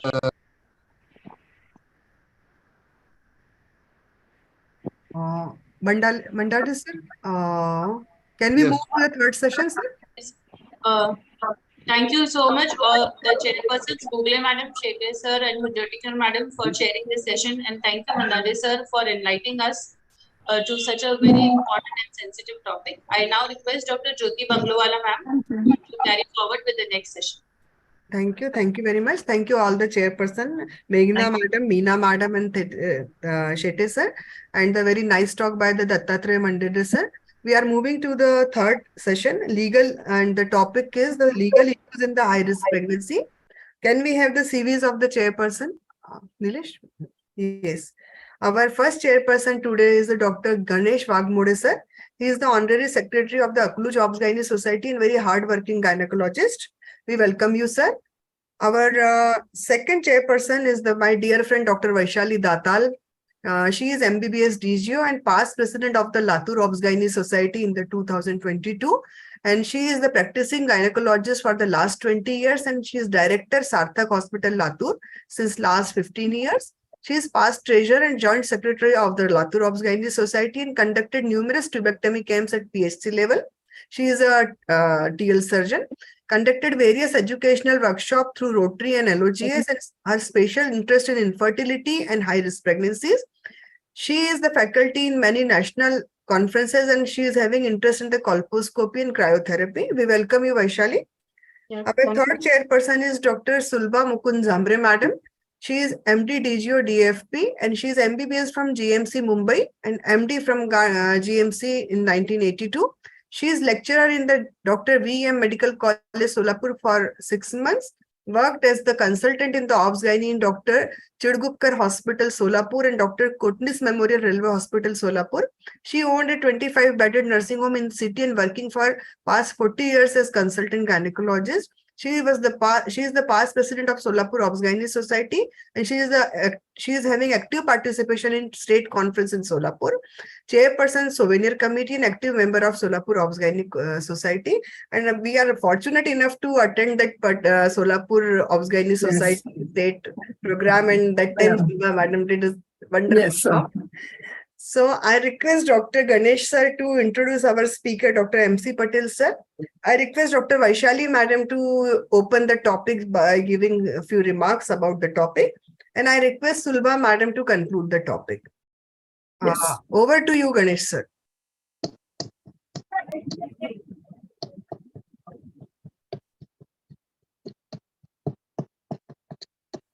Ganesh sir, you are not audible. Ganesh sir, you are please unmute yourself, Ganesh sir. Good evening, madam. Yes. Myself, Dr. Ganesh Fogmode. I am secretary of OBGYN Society, Akluz. I welcome you all for this beautiful CME organized by Dr. MC Patel sir. I'd like to introduce Dr. MC Patel sir. He's a renowned faculty. You all, as all you know, he requires no introduction, but it's my opportunity to introduce Dr. MC Patel sir. Sir is a consultant obstetrician gynecologist and medical counselor, Vice President Foxy 2018, Organizing Secretary AICOG 2017. He is a chairperson Ethics and Medical Legal Committee Foxy. He is Honorary Secretary State Organization of Gynecology and Obstetrician, Organizing Chairperson MMCon 2018. Honorary Member National Inspection and Monitoring Committee PCPNDT Act Government. Honorary Member State Supervisory Board PNDT Committee Gujarat State. President Ahmedabad OBGYN Society 2010-11. Honorary Member National Managing Body Indian Red Cross Society.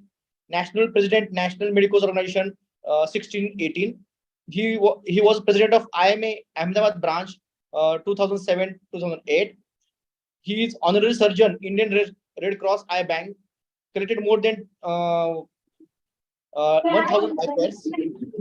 He is organizing chairperson Vivekananda Nimicon 2013. I welcome you, sir. Please. Thank you, Dr. Ganesh, for kind words. So, Dr. Vaishali for opening remarks, and then I will come to the subject. Dr. Vaishali. Vaishali? Sir, Vaishali is facing some problem for internet because. So, any other chairperson can open and then I can, or. Sulba madam, you can say a few words, Sulba. So it is a hello, good evening to everybody. It's going to be a great pleasure to be heard by Dr. MC Patel. Very interesting and I think very dear topic to us for everybody on legal problems in performing the high risk pregnancy. I like to start, sir, with his presentation, sir. Please. Thank you, madam. So my screen is in full screen. Yes, sir. Yes, sir. Yes. So yes, please, sir. Greetings from Statue of Unity, tallest statue of world, and we all are proud of that statue. High risk pregnancy, legal issues. Let us see which are the implications. So warm welcome all the delegates and wishing you a litigation-free practice. At the outset, I would like to thank all the societies who have joined this webinar, Akluz, Latur, Pandharpur, Islampur and Solapur, and all the president and secretary of respective societies and all the delegates. Usually I start any of my talk with this question: is it worth discussing? Yes. And if it is yes, then why? Because in our day-to-day obstetric practice, we take utmost care of any of our patients, but we never know. Accident may happen at any time. And once accident happens, it becomes a potential area as far as litigation is concerned. Medical litigations are increasing in number constantly and steadily, and we gynecologists unluckily rank first as far as medical legal problems are concerned. Because our situation is like this: we have to save mother, we have to save baby, and at the same time we have to save our own care.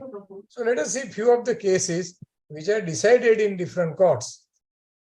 It was book patient. It is a real happened case in city of Ahmedabad only. Pregnancy after 15 years of active married life, conceived with ART treatment, regular antenatal checkup, USG every time, and she was said that everything is normal except polyhydramnios. At 36 weeks of pregnancy, during routine antenatal checkup, it was found to be a case of intrauterine fetal death. Cesarean section was advised. Routine pre-operative investigations were done and blood sugar came out to be 432, which was never advised, never done before. Case was filed, compensation demanded 2 crores, case is yet to be decided. But in this type of situation, it is very difficult to face in court of law. So where thing went wrong? Can you relate to this type of situation in your day-to-day practice? Say, for example, forgot blood grouping and later on found to be Rh negative. Forgot to do knuckle translucency double or triple marker test, and baby had a Down syndrome. Forgot to do GDM screening, and patient found to be having complications later. Forgot to ask for history of allergy, and something went wrong. Forgot this, forgot that, and so on. Many times this is also one of the situation. Patient is Rh negative and you forgot antenatal NTD. Low amniotic fluid index and you took no action. Blood pressure 140 by 100 mm of Hg, urine albumin 1+ and you took no action. Pre-eclamptic patient complain of headache and you prescribe simply crocin and she threw a fit. Severe pre-eclamptic patient in a labor enzymes not done and HELP syndrome missed. Phone from patient on Sunday, reduced fetal movement, and you said, show me tomorrow morning, and it ended into intrauterine fetal death, and so on. So these are the certain situations we may face in our day-to-day practice. So number one reason for litigation is dissatisfaction on part of patient and relative and forgetting to screen for high risk factor. So neglecting any symptom or positive report of screening cannot be pardoned in eye of law. So whether it is considered as error of judgment or it is negligence, many times it is considered as a negligence. So we should be very careful. So how do we tackle all our enjoyment? Because carry home message with this type of cases, pregnancy profile to be handed over to the patient at the first visit. So in that pregnancy profile, everything should be mentioned. Which kind of investigation you will have to go for, which kind of probable complication may occur. If it is patient with having high risk factor, Rh negative or multiple pregnancy or hypertension or GDM, then we have to mention that also as per the case may be, and get it signed on second visit with clarification.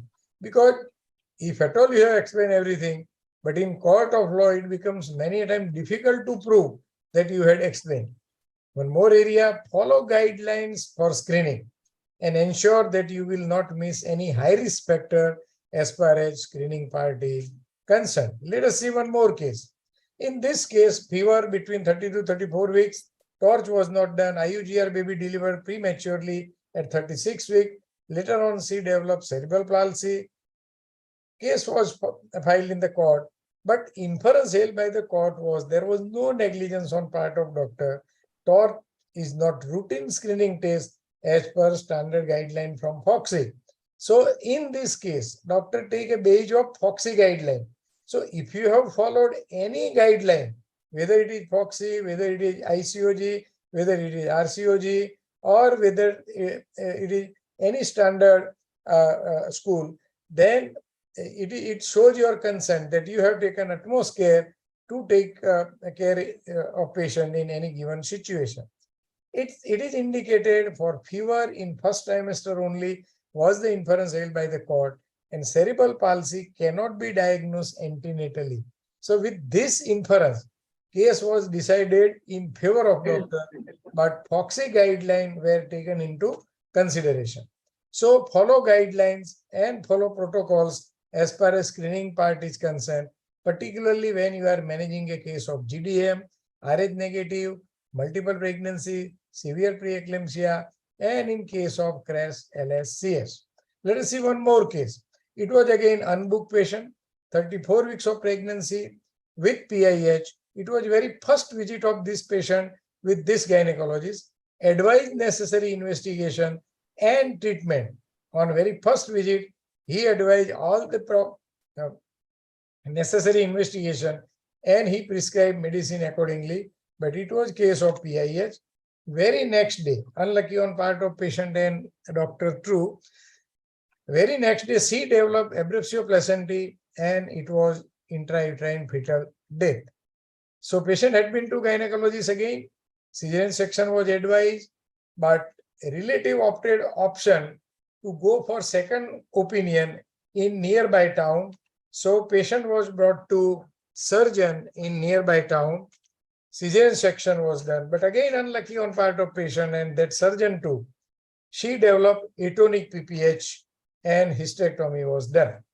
So case was filed, notice was served.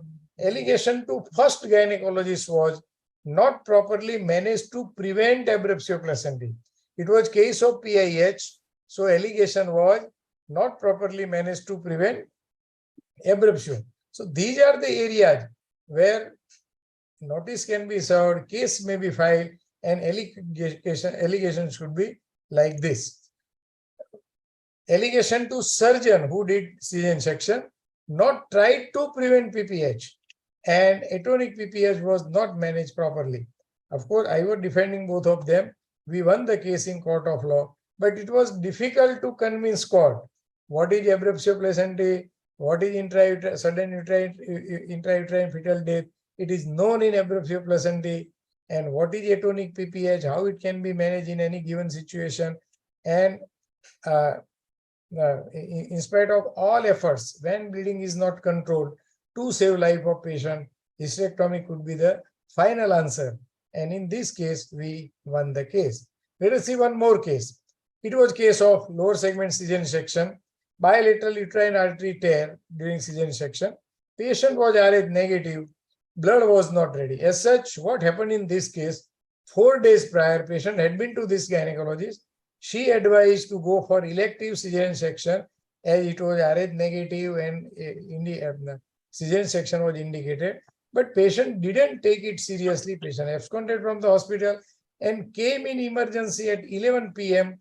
with emergency need for cesarean section. So she tried to manage blood because it was RH negative and she couldn't manage blood in time. And cesarean section was very much needed to be conducted in time. So she went with cesarean section and there was bilateral uterine artery tear and there was severe PPH. So allegation was on part of relative, was cross match was not done. And during shifting patient to municipal medical hospital, patient expired on the way. Notice was served, case was filed, and allegation was not anticipated complication procedure or intensive care, and she was not readily available to deal with the situation when patient was RH negative. Inference held by the court was in PM examination note, it was mentioned that it was intra-abdominal hemorrhage following negligent surgical procedure. But this can be challenged because in PM note, they cannot mention like this. And if at all they mention, we can very well challenge.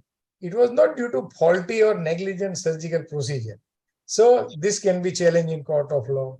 No blood was kept ready was one more inference held by the court.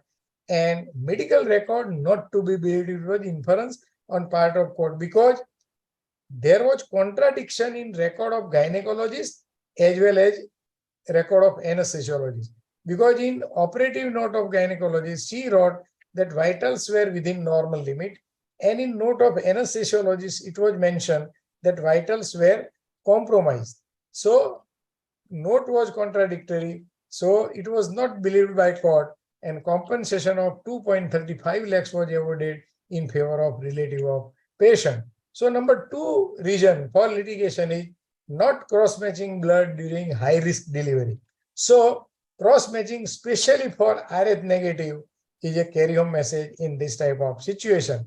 Consent for blood transfusion is also very much required because in one of the case, court has very specifically mentioned that surgery involves risk and blood transfusion involves additional risk. So separate consent for blood transfusion is required and proper record keeping is very much must. And we should see that there should not be any contradiction between note of all the colleagues who have joined the treatment part. Say, for example, if you have availed services from any of your colleague or physician or intensivist, so notes should not be contradictory to each other. It should be very clear. And note of anesthesiologist should also should not be in contradiction. It is our observation during our medical legal practice, 80% medical legal cases against gynecologists are obstetric related, and 80% of these cases are related to cesarean section complication, and 80% of complications are related to hemorrhage. So if one wants to 80% free of litigation, take care of bleeding and cross-match blood. So you are saved in court of law because it shows your consent to take utmost care of any patient in given situation. So not cross-matching blood during high-risk pregnancy is the allegation in this type of cases. Many of us have a habit to send cross-match for every patient on admission. And if at all it is required, they will demand from blood bank, but blood will be kept ready in blood bank in any given emergency. So in this type of situation, it shows your consent. You are saved in court of law. Let us see few of the situation. No intercourse for placenta previa. You have advised, but patient will say you never advised. Counsel for IUGR patient about all its risk, but she will tell that you never advised. You had told her that in diabetic mellitus, sudden IUFD is possible, but she will tell you never explained, you never told. You said that everything is okay. Husband says, now suddenly how come she died of amniotic fluid embolism? In this type of situation, this could be the question. So lack of counseling and proper consent is one more reason for litigation. So it is not just enough to communicate, but you should be in a position to prove that you communicate and you did all this communication in advance. Let us see one more case. It was case of pregnancy with mitral stenosis and mitral incompetence seen by physician. Cardiologist was not involved. MTP was not advised. At the time of 8 months pregnancy, she went into failure. Physician advised cesarean section. Post-operative death in ICU within 4 hours of the treatment. So in this case, in National Commission, inference held by the National Commission was cardiologist was not involved, physician was involved, but later had saying physician and cardiologist is mispresentation. MTP was not advised, no surgical intervention advised during second trimester of pregnancy, and epidural anesthesia or spinal anesthesia should have been preferred in CCM. So compensation of 7.8 lakhs was awarded in this particular case. And one more stricture was passed by National Commission. Many labs and radiological units are run by unqualified doctor. Let us see one more case. It was case of, in this case, antenatal record of visits in 9th month shows that she had a tachycardia and breathlessness. No physician reference was done. Patient died 4 days after delivery due to cardiomyopathy and case was filed. Let us see one more case. It is again antenatal case, visits very operative day. Patient was in ICU for some reason and diagnosed as a tight mitral stenosis. So number 4 reason for litigation is I am the only consultant approach. So carry home message in this type of situation is respiratory and cardiovascular system evaluation, because many of our friends have no habit to put stethoscope on chest of obstetric patient. So respiratory and cardiovascular system evaluation, take reference from super specialist.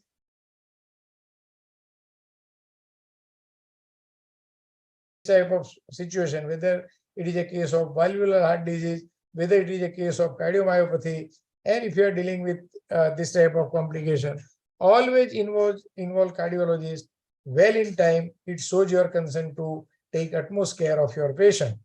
Where should we manage high risk pregnancy cases? As if there is no law as far as this type of situation is concerned. But at the time of deciding case, court may inquire for certain question.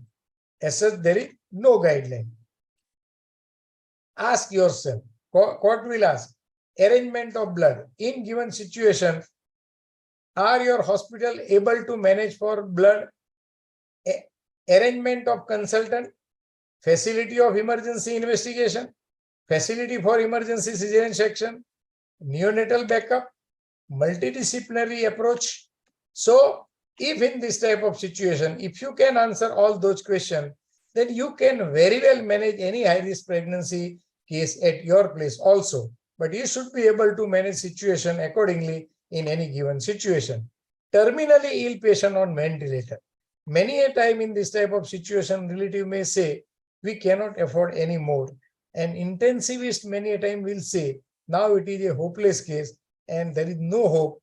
In this type of situation, can we write like this? Please do not resuscitate. No, do not write, do not resuscitate, because passive euthanasia is not allowed in court of law. Because in only one case of Aruna Sanbag case, Supreme Court gave permission for passive euthanasia, but it was a very special case and court has given some guideline also. So in this type of situation, it is very difficult for us also to take decision whether to remove resuscitation measures or we should continue with all this in spite of request on part of relative or inference given by intensivist. Transfer of patient. Many a time in emergency cases or high-risk pregnancy cases, we have to transfer patient to higher center. So in this type of situation, who will decide where patient is to be referred? Of course, it could be joint decision, but patient and patient party is at final authority to decide. They can decide whether to go for government hospital, trust hospital, private hospital, or medical college hospital. You can guide them which option is best, but ultimate decision will be on part of patient. Signature of patient if possible, husband, relative, or witnesses with time and date on paper which you are giving to the patient at the time of transferring the patient. And you should confirm availability of bed, operation theater, instrument like ventilator with right and proper person where you are referring the patient. Because many a time patient is reached there and ventilator is required and ventilator is not available. Then patient will have to be shifted to another hospital and precious time is wasted. So to confirm all this is very much important. Escort of patient in the same ambulance with all emergency drugs and oxygen cylinder, etc. is very much required.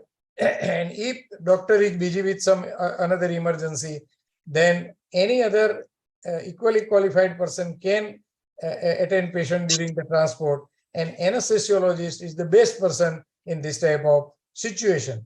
But we should accompany patient in the same ambulance.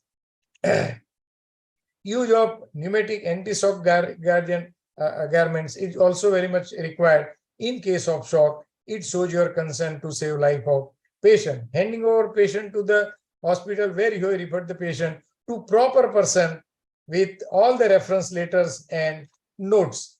Acknowledgement on that paper where patient was received by that hospital with date and time.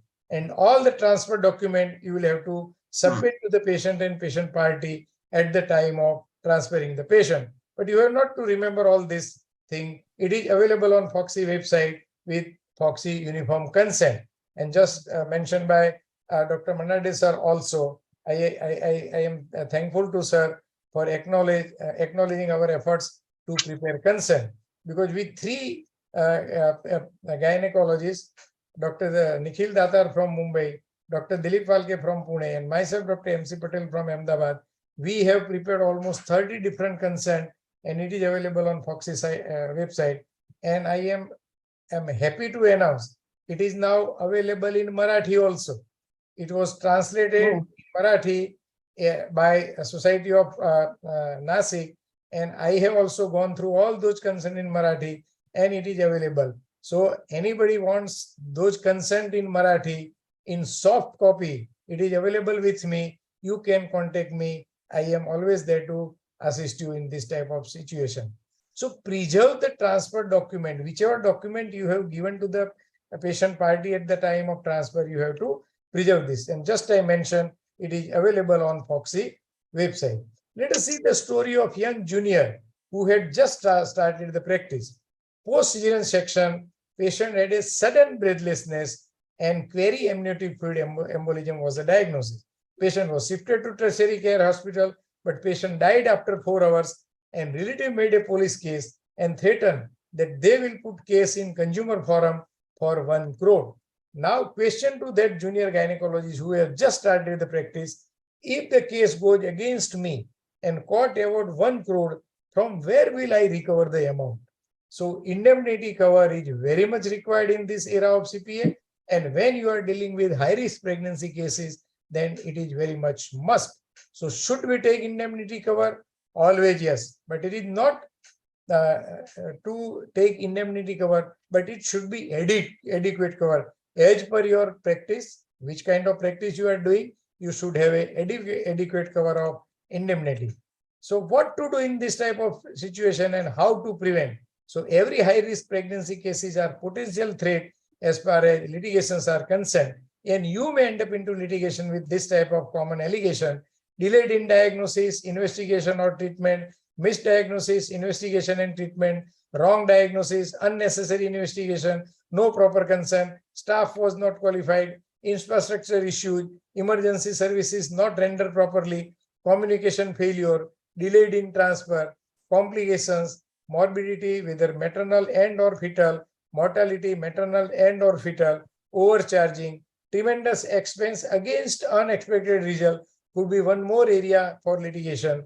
So look like avoiding medical legal problem in practice, difficult balancing act? No, not at all. Then what to do and how to prevent? So practice foreseeability, that is anticipation, good communication, valid consent, and proper documentation, and you will be simply sail through. Court and law expect from us foreseeability or anticipation of complication, and we should be readily available to deal with the situation. Say, for example, if it is a case of previous to LSCS, and this time if it is a case of central placenta previa, one should anticipate that she may end up into PPH, she may end up into requirement of blood transfusion, she may end up into obstetric hysterectomy also. So in this type of situation, we should anticipate and we should be readily available to deal with the situation. But in this type of situation, proper counseling is very much required, because at the time of counseling, usually we start like this: what is the complaint? But there are so many questions on part of patient. Why did it happen? How it can be avoided? Will it happen again?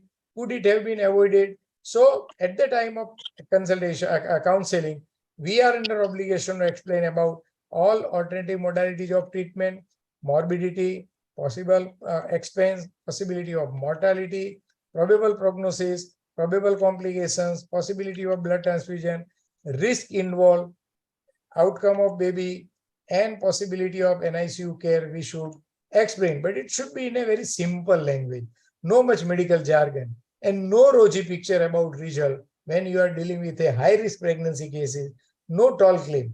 Because in eye of law, when you claim to be master, you are supposed to be master. And in our obstetric practice, particularly in high-risk pregnancy, many a time we consider result like Aishwarya Rai, but it may turn like this at any time. So no rosy picture, no tall claim. So proper communication, proper documentation, and when you take signature on consent paper, it becomes a documentation of your communication. And when you offer all those paper in court of law, it becomes a communication of your documentation. So records are always at your rescue. So keep them up to date. What was done, nothing was neglected.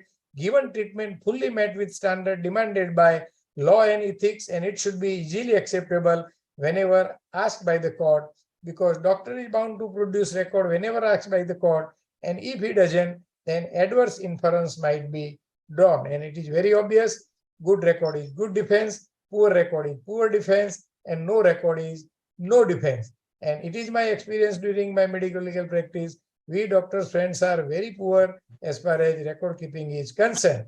So there is always a way. So to conclude, pregnancy profile strictly to be followed, protocols and checklists we have to practice as per standard protocols, proper counseling and proper consent, proper documentation, multi-speciality approach, no compromise on statutory requirements, professional indemnity is must, and be vigilant in your practice. Otherwise, be ready to face this type of situation in obstetric practice. Comply with provisions of law, formation of local level RUS team or medical legal cells. So in any given situation, one can avail services from member of RUS team. Say for example, if you are dealing with a case of severe PPH, and internal iliac ligation is required. And if you are not well versed with internal iliac ligation, so if you have a rush team in your society, you have to simply call to 1 or 2 person. They will call other person. Whosoever is available will rush to your hospital, and your patient could be saved, and you are also saved in court of law, because it shows your consent to take care of patient. Take medical legal advice from point 1 if you are facing any litigation, or if you are in a doubt, because this gentleman have so many staircases, but he doesn't know how to use them. So it doesn't matter how many resources you have. If you do not know how to use them, they will never be enough. So have some basic legal knowledge. Always obtain medical legal advice whenever you are in doubt. So God bless you. Have a litigation-free medical practice. In spite of all these professional and occupational hazards, our journey to serve human and mankind is always on and on. So if you want to sleep like this, take tender care of your patient. Pray your Almighty God before going to sleep. Strictly follow protocols as per standard guideline whenever you are dealing with a high-risk pregnancy cases, and keep my visiting card below your pillow. And this is law of leopard behind innocent gynecologist, and see the role of medical legal counselor, how he can be useful in any given situation. So please do not hesitate. Have a phone call to medical legal advisor in any given situation. So with regards, shall we to all the society who have joined this webinar, thank you very much. Please do not assume. Please ask if any query, any question, if chairpersons and time permits. Thank you very much. Thank you very much, sir. It was a fantastic lecture, and so much of messages we got from the lecture. I think everybody amongst us are dealing with the high-risk pregnancies, and the mistakes which occur sometimes a little takes you to the task, and then legal complications arises. Sir, I like the few things which you have mentioned about pregnancy profile. That is very important. Another, the guidelines and the protocols which you have talked about, and the proper operating notes. And we have for high-risk pregnancy to have a group practice, or many other, what you say about calling your friend for helping our own colleague. Thank you very much, sir. I think this lecture will help each and everybody who is attending this lecture. Thank you. Thank you very much, sir. And Dr. Vaishali Datal is now here. She lost connection due to some technical glitch, and I am giving mic our next chairperson, Dr. Vaishali Datal, for this conclusion. Yes, sorry for interruption. My internet connection was very poor. Good evening, everyone. First of all, thank you, Dr. MC Patel, sir, and his team, Dr. Kalpana ma'am, Dr. Jyoti ma'am, Dr. Monica ma'am, for giving me the opportunity to chair the session. The field of obstetric is unique among all medical fields. The critically ill obstetric patient present unique challenges. So it is our duty to keep ourselves updated and informed about the duties of obstetricians toward patients, avoid negligence in any way, and requirements of provisions within the legal framework. So awareness of these facts and their implementation is essential in our day-to-day practice. Dr. MC Patel, sir, have elaborated very nicely. Each and every point is very nicely and useful in day-to-day practice. Thank you for such a nice presentation, sir. Thank you very much. Thank you, madam. Thank you. Sir, one question to you. Yes, madam. Can I ask it? Oh, yes. For 3-4 points, you mentioned that she may say like that you have not mentioned, you have not told, you have not explained. So for these small things, whether it is mandatory to take a written note and sign them? What we should do? If patient doesn't comply our instruction, it becomes a contributory negligence on part of patient, and it is good defense. Many times you will be observing in your day-to-day practice, naturally patient is accompanied by either mother-in-law or some relative, and many a time mother-in-law or any relative will complain, the doctor, she is not taking medicine properly, she is not taking proper food, she is not taking milk. So make a habit to enter into case paper, the patient is not taking medicine properly, history given by mother-in-law. This simple sentence becomes a good defense in your favor. So whenever you have advice, say you have, in a case of placenta previa, if you have advised that no intercourse, mention in case paper, in OPD also. So it shows that you had advice and patient didn't follow your instruction. So it will be good defense. Means it is not a written to be taken from written and signed by patient. No, Just mentioning on our so antenatal if card. you have written, it shows that you had mentioned, you had explained. Thanks for a very fantastic talk. Thank you. And all the practical instructions. Yes. Thank you. Thank you. Thank you very much. Sir, can we move to the fourth session? Wait, but before you switch over to a panel, only one humble request to each and every member who are attending this webinar. There will be FOXI election in month of August for office bearer from 1st of August to 10, and then after for chairperson. For chairperson, society will have to vote. But before that, now on FOXI website, it is open to verify your eligibility to vote. So you please visit FOXI website and check whether your mobile number or email ID, whichever contact detail you have given to the FOXI, is it okay? And are you able to get ballot at the time of voting? And please exercise your vote at the time of voting, because in spite of more than 36,000 eligible voters in FOXI, less than 10,000 is the voting every time. So it is less than 40%. And with this much intellectual class from FOXI, we should vote and we should exercise our right of vote to elect proper person. And this team, they are a very hard-working team. Varsa Batse, then Sneha, they are going for Vice President FOXI, and other member of our team, Dr. Jyoti Banglowala for Ethics and Medical Legal Committee, Dr. B. Kalpana for Infertility, Dr. Suman for Vaginal Surgery, and Dr. who remained? Sneha Bhuyar. Sneha madam I have mentioned. Yes. So as far as this chairperson, Suman, Jyoti, and B. Kalpana. So they all are very deserving person, hard-working person, and please bless them with your blessings. Thank you. Thank you very much.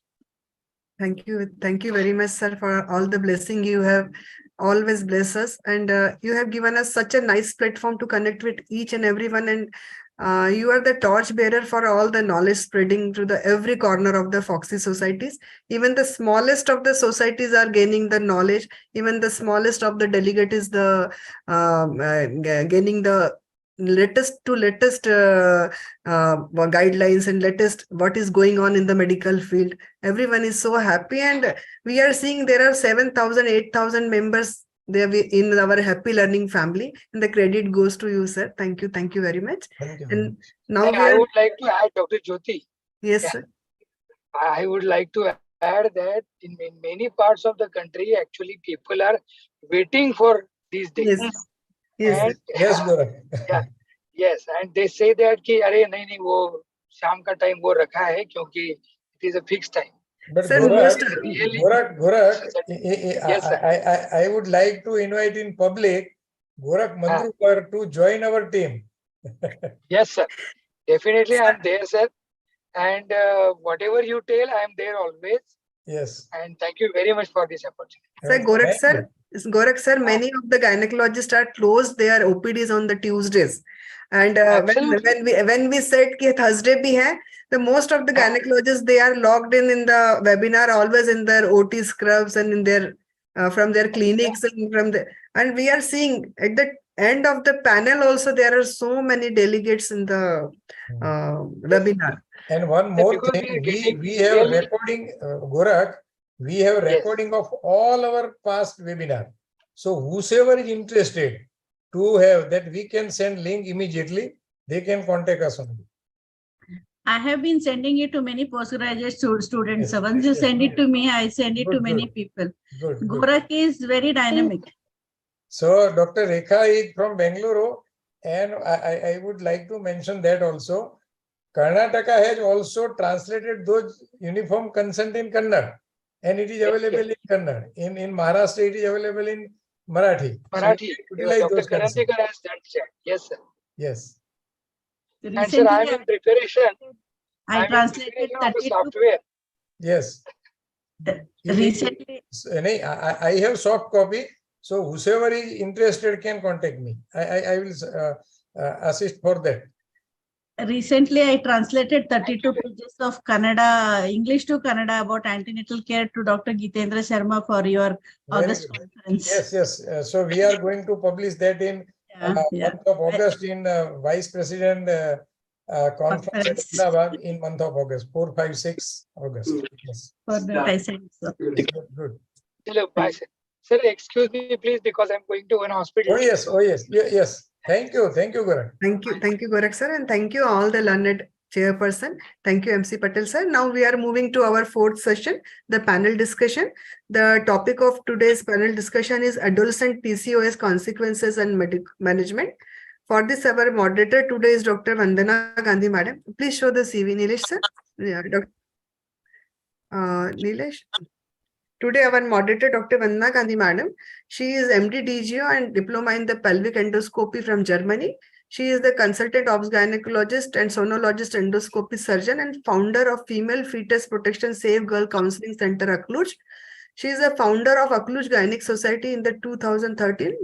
She is the president in the Akluj Society in the 2018 to 19 and member of Contraception and Family Planning Committee, AMOX in the 2018 to 20. She has given the anemia awareness and prophylaxis model in 2004 as special activity under the Safe Motherhood and Anemia Chale Jao program in the FOXY 206 and 8.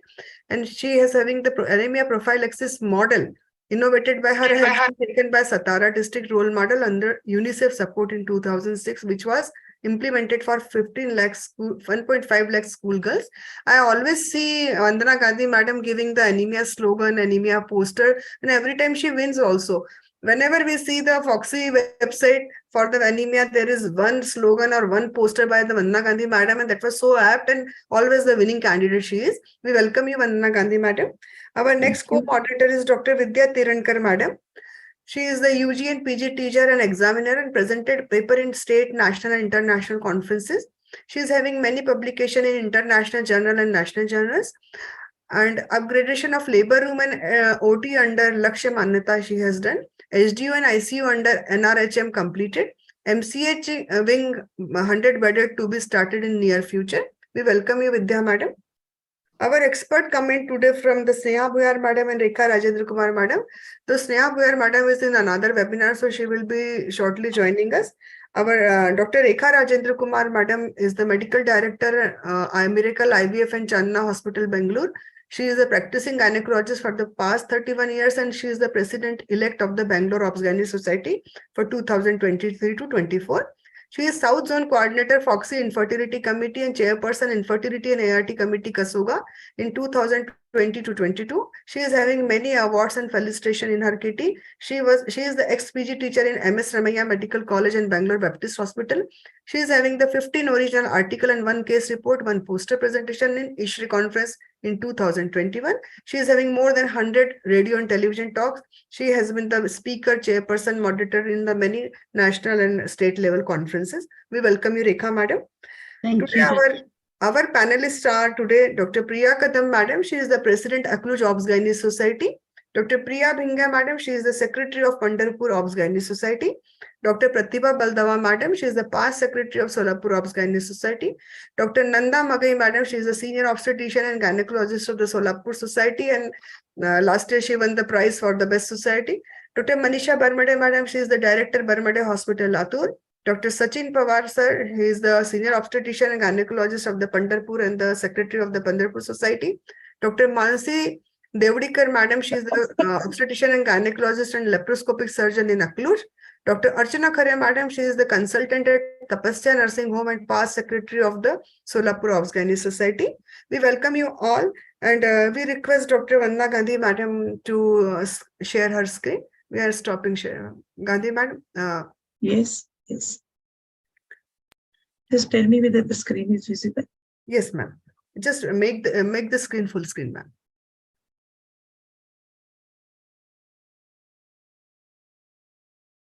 I think Dr. Vidya Tirankar has given the message that she is not joining. Okay, madam. She's No not problem. joining probably. Yes. So should I start with the Yes, ma'am. Yes, ma'am. panel? Yes. Very warm welcome to all the panelists and all the dignitaries on this auspicious and prestigious event of this webinar. I first thank Dr. Patel sir for forgetting me not and giving this opportunity to moderate the panel. Because we have a shortage of time and we are the last on the dais, we will start with the topic. The topic for today is adolescent PCOS. Just give me a second.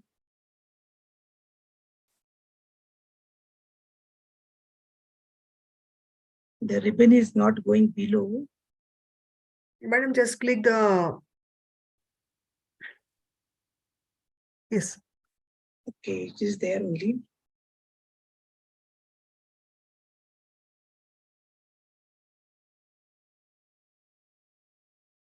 Madam, click on the slideshow. Okay. So for the adolescent PCOS management and consequences, first of all, I have to cover some part of the PCOS. It is one of the most critical, underdiagnosed, often misdiagnosed, and neglected areas of women's health. There is a huge health disparity when it comes to PCOS diagnosis. The latest research confirms that at least 26% of women in India suffer from PCOS. Is this line disturbing on the screen? It is good, ma'am. You are not seeing any black strip here? No, ma'am. Okay. Then I will manage it. So with this percentage of women suffering from PCOS, now it's fair to say that PCOS needs more consideration than before. As we know, adolescence is a transitional phase of growth and development between childhood and adulthood. According to WHO, the given age is 10 to 19 years. And PCOS is a journey from womb to tomb. It is so sad because really it starts from the womb as per the fetal programming. It is not a disease, but it is a syndrome of varied symptoms. It constitutes a continued spectrum starting from early prepubertal phase to postmenopausal with the peak through second and third decade of life. So it affects the menstrual cycles, fertility, physical appearance, which causes cosmetic issues, emotional quotient of the adolescent girls, and it has long-term health sequelae. When we consider the incidence of PCOS in adolescents, both the incidence is rising because the diagnostic criteria have improved day by day from 1990. As we know, the Rotterdam criteria, the ACA, AES, and PCOS Society criteria. So many criteria have increased the pickup rate, and hence we have incidence on rising trends. Why it is so important to us? Because the diagnosis of PCOS has lifelong implications. The diagnosis of PCOS during adolescence is challenging because the features of normal pubertal development overlap with adult diagnostic criteria for PCOS. So often it is said that it is misdiagnosed or wrongly diagnosed. As I said, it is a fetal programming, and there has been an established correlation between low birth weight and insulin resistance. That is metabolic syndrome causing diabetes, cardiovascular risk, and hypertension.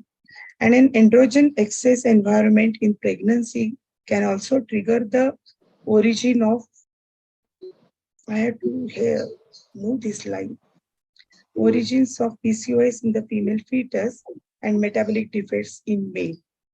So this fetal programming makes the environment susceptible for PCOS starting in early puberty. As we see the pathophysiology of PCOS, which has a multifactorial origin, such as it is a neuroendocrine disorder, there is a defect in insulin synthesis, insulin receptor gene, there is defect in beta cell function, defect in androgen synthesis, it is inherited genetic disorders in some cases, and from other environmental factors. So there is a peripubertal stress and hormonal exposure. So the first question to any of the panelists, two of the panelists have informed that they are busy with emergency. So is Pratibha there? Or Priya Kadam or Yes, Priya Bhinge? Anybody? Priya Bhinge, I can see. Can she take the question that what is the common clinical presentation? We think that she may be a case of PCOS. When if any patient comes to emergency. Especially three things are important: irregular menstrual cycles and that is ovulatory disturbances and hyperandrogenism. And third is these are the three criteria for diagnosis. That is PCOS, especially in PCOM, is not important in diagnosis in adolescents. And the common symptoms seen are hirsutism, acne, irregular menses, amenorrhea or oligomenorrhea. Then in metabolic syndrome, when they have advanced, you can see pigmentation over the neck and skin tags. So it means that commonly we get menstrual cycle disturbances in the form of oligomenorrhea, which is very common, then amenorrhea and abnormal heavy bleeding, as well as there are symptoms of hyperandrogenism in 70% of cases with acne, hirsutism, and alopecia. Acanthosis nigricans is seen in 1 to 3% of lean as well as 20% of obese PCOS. Can anybody tell about the acanthosis nigricans, how we describe it? Priya Bingeman.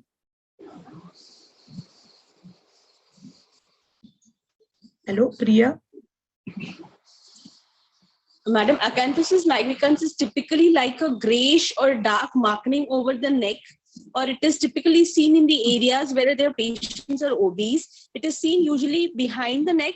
It is also seen in intermammary areas. It is basically a sign of insulin resistance. Yes, very well said. It is a sign of insulin resistance, and there are skin folds.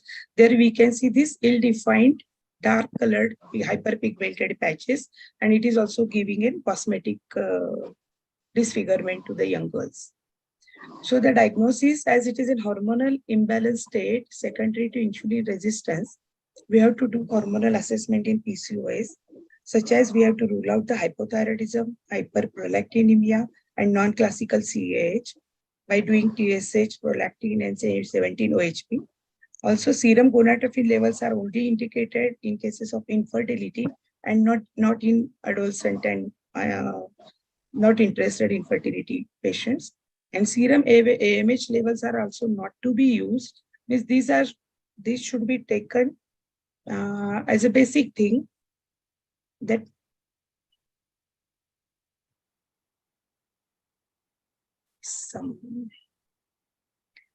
AMH levels are not to be used as an alternative for detection of PCOS or not to be used as a single test for diagnosis in adolescent age.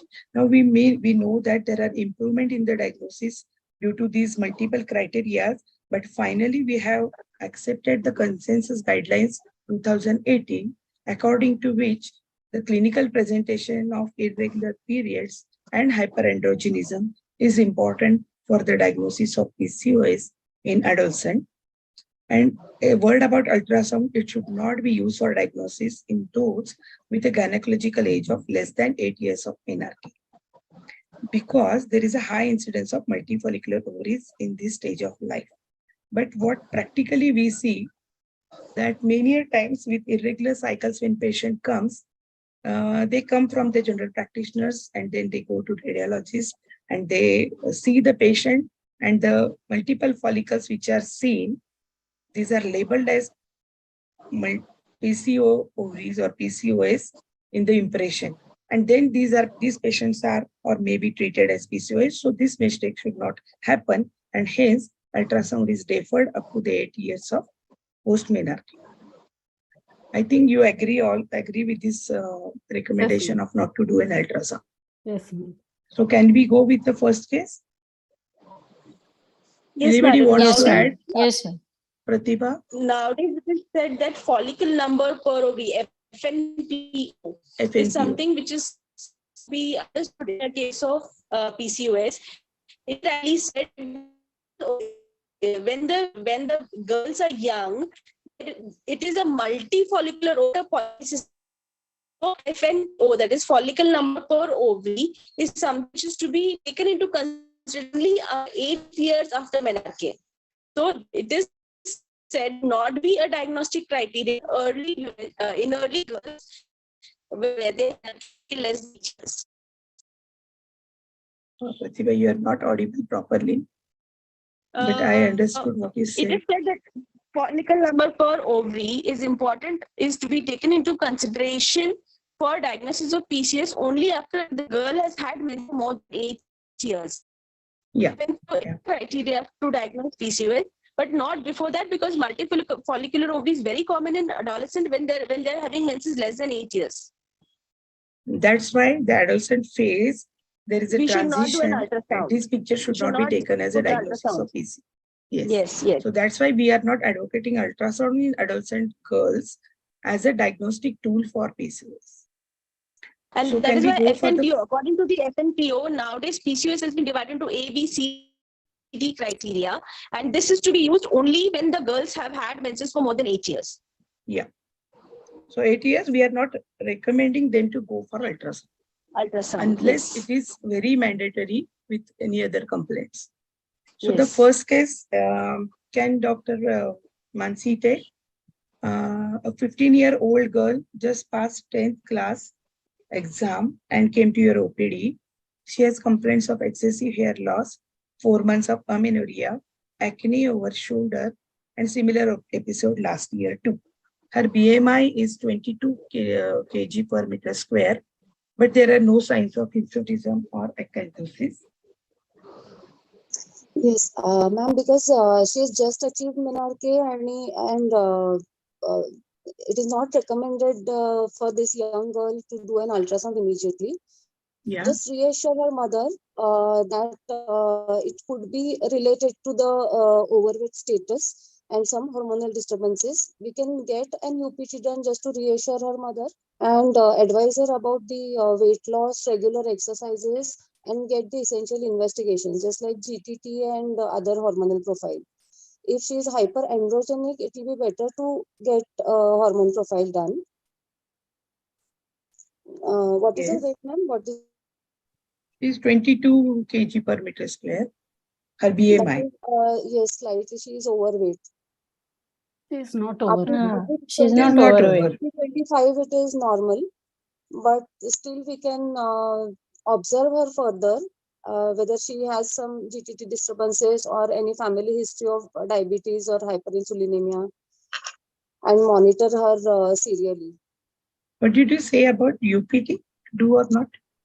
Yes, I think we should, if we are not doing an ultrasound, better to get an UPT done. We are not doing ultrasound for diagnosis of PCO, but PCO. as she has come with 4 months amenorrhea at 15 years, yes, if we know that even so many girls are now free to social media and free for sexual relations premarital. So this is the era where we should suspect the pregnancy always, otherwise prove. So better to get an UPT. It is a minor test and very non-invasive.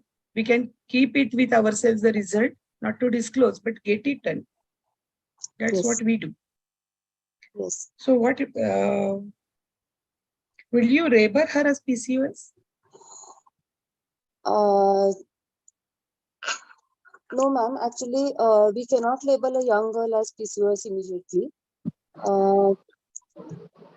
I think we should follow up her at least for a year and see how many menses she gets in a year.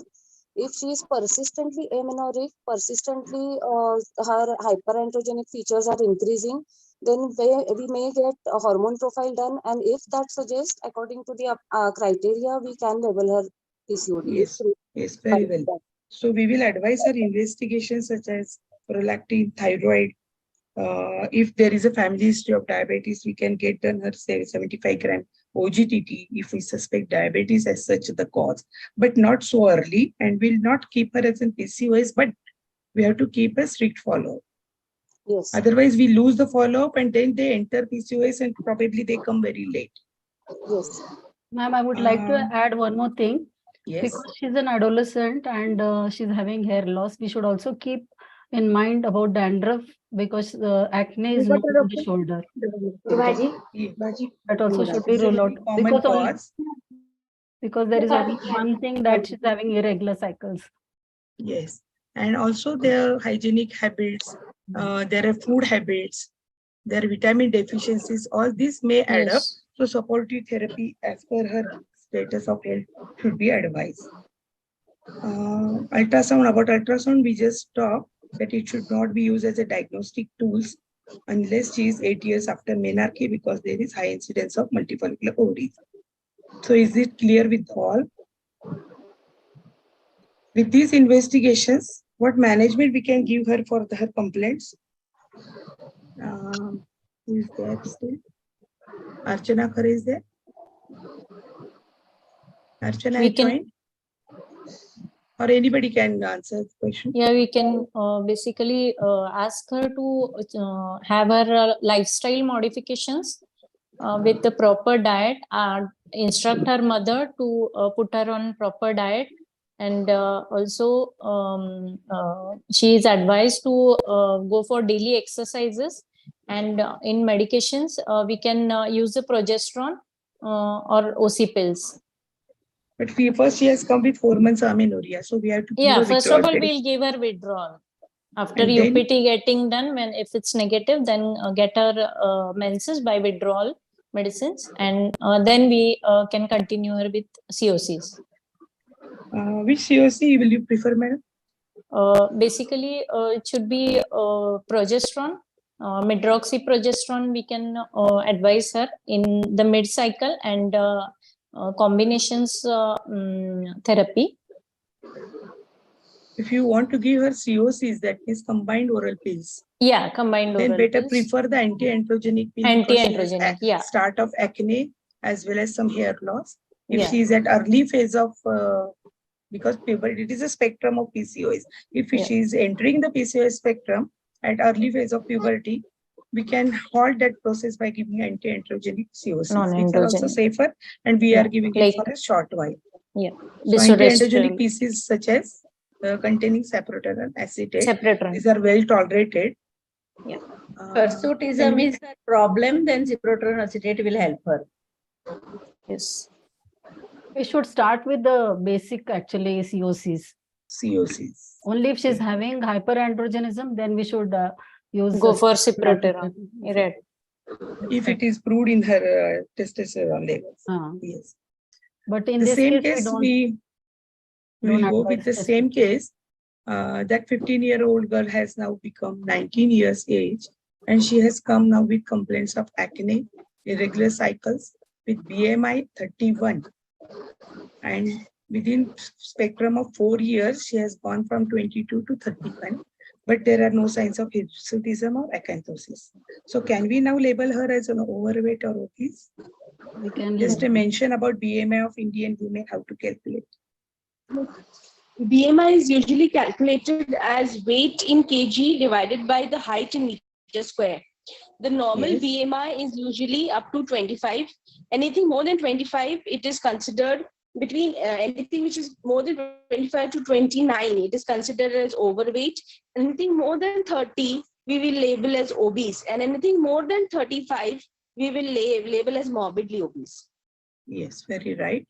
For Indian standards, we take these standard charts, and it goes without saying that our OPD has the digital weighing machine. So every patient, adolescent patient with complaints of irregular cycles, it should be our habit to mention the height, weight, and BMI on our OPD reports or OPD card, so that it is very easy to calculate that according to these small cards are there with us to match her, align her height and weight, and then we get a BMI, or there are BMI calculators also, and we can label her because if she comes for follow-up, then we know what was the baseline BMI. Her USG pelvic scan was done, and 75 gram GTT was done, which is borderline high. The pelvic scan is in front of you. The FSH-LH ratio was raised because she's 19 years and she's about to marry. These investigations were done, shows LH is high and TSH and prolactin are normal. So can we diagnose her now as an obese PCO? Anybody? Yes. So she Yes, is labeled as an, we can label her as obese Yeah. PCO. with these findings of ultrasound as well as her GTT and raised LH with irregular cycles and acne, we can, and that high BMI, then she comes under a category of obese PCO. According to Rotterdam criteria, she fits in very much properly. Yeah. So same investigations we have to do again to rule out her hypothyroidism, to rule out the cause of any irregular cycles, serum prolactin to rule out the hyperprolactinemia if she has, and her FSH, LH, and AMH on day 2. Or if she's amenorrheic, then we can do it on day 45 onwards. In her age, because she is 8 years plus menarche, now we advise the pelvic scan to see the ovarian morphology as well as the ovarian volume. So what word you can say about the ovarian volume, madam? If she's sexually inactive, actually TVS is preferred, but if she's sexually inactive, then abdomen scan has to be done.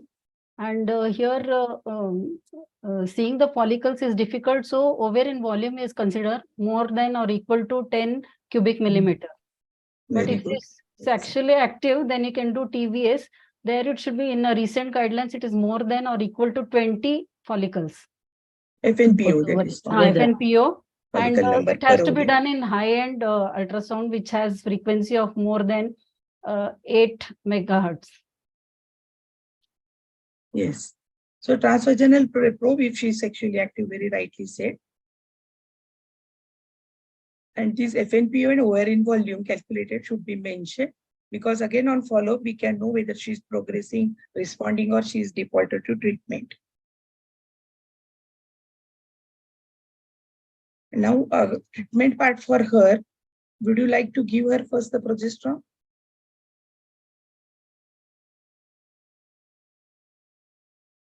Anybody who is attending, because I can't see all the attendees here.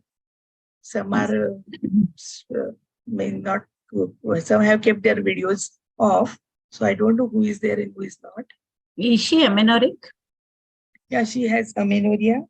And, if she is amenorrheic, she has irregular cycles. To break this cycle, we can give her progesterone withdrawal bleeding, but further on, we have to maintain her on regular menstruation by giving her OCPs.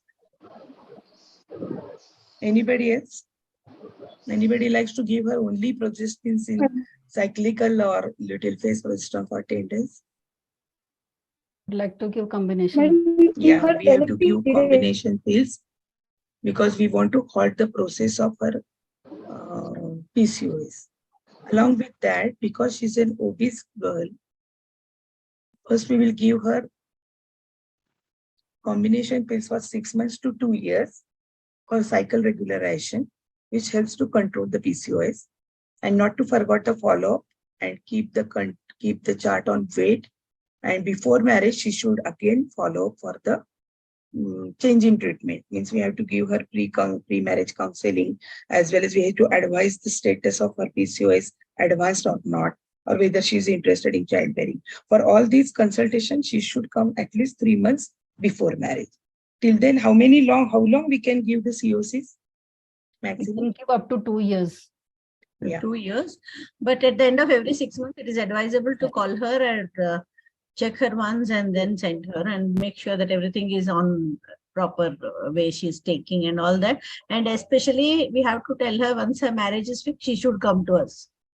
Yeah. Definitely, we should. Once the marriage, I would say that she should come before marriage when they decide. Yeah, that is what I said. When the marriage is fixed, she should come to us. Yeah, because we have to take care of her rubella vaccination or HPV vaccination if not taken care of earlier, as well as her anemia, give her pre-conceptional folic acid. All these things can be covered by the virtue of irregular cycles and these complaints. They are in our OPD. So all this preconceptional care can be taken at the same time. And since their menorrhagia is very much well controlled and they're quite comfortable with OCP, if they don't come for pre-marital consultation, they may just continue with that because the periods are very much on the dot and everything is well programmed. Probably they come with pregnancy also. That. Yes. Because the cycles are controlled. Exactly what is the role of OC pills? Why oral contraceptives will we prefer?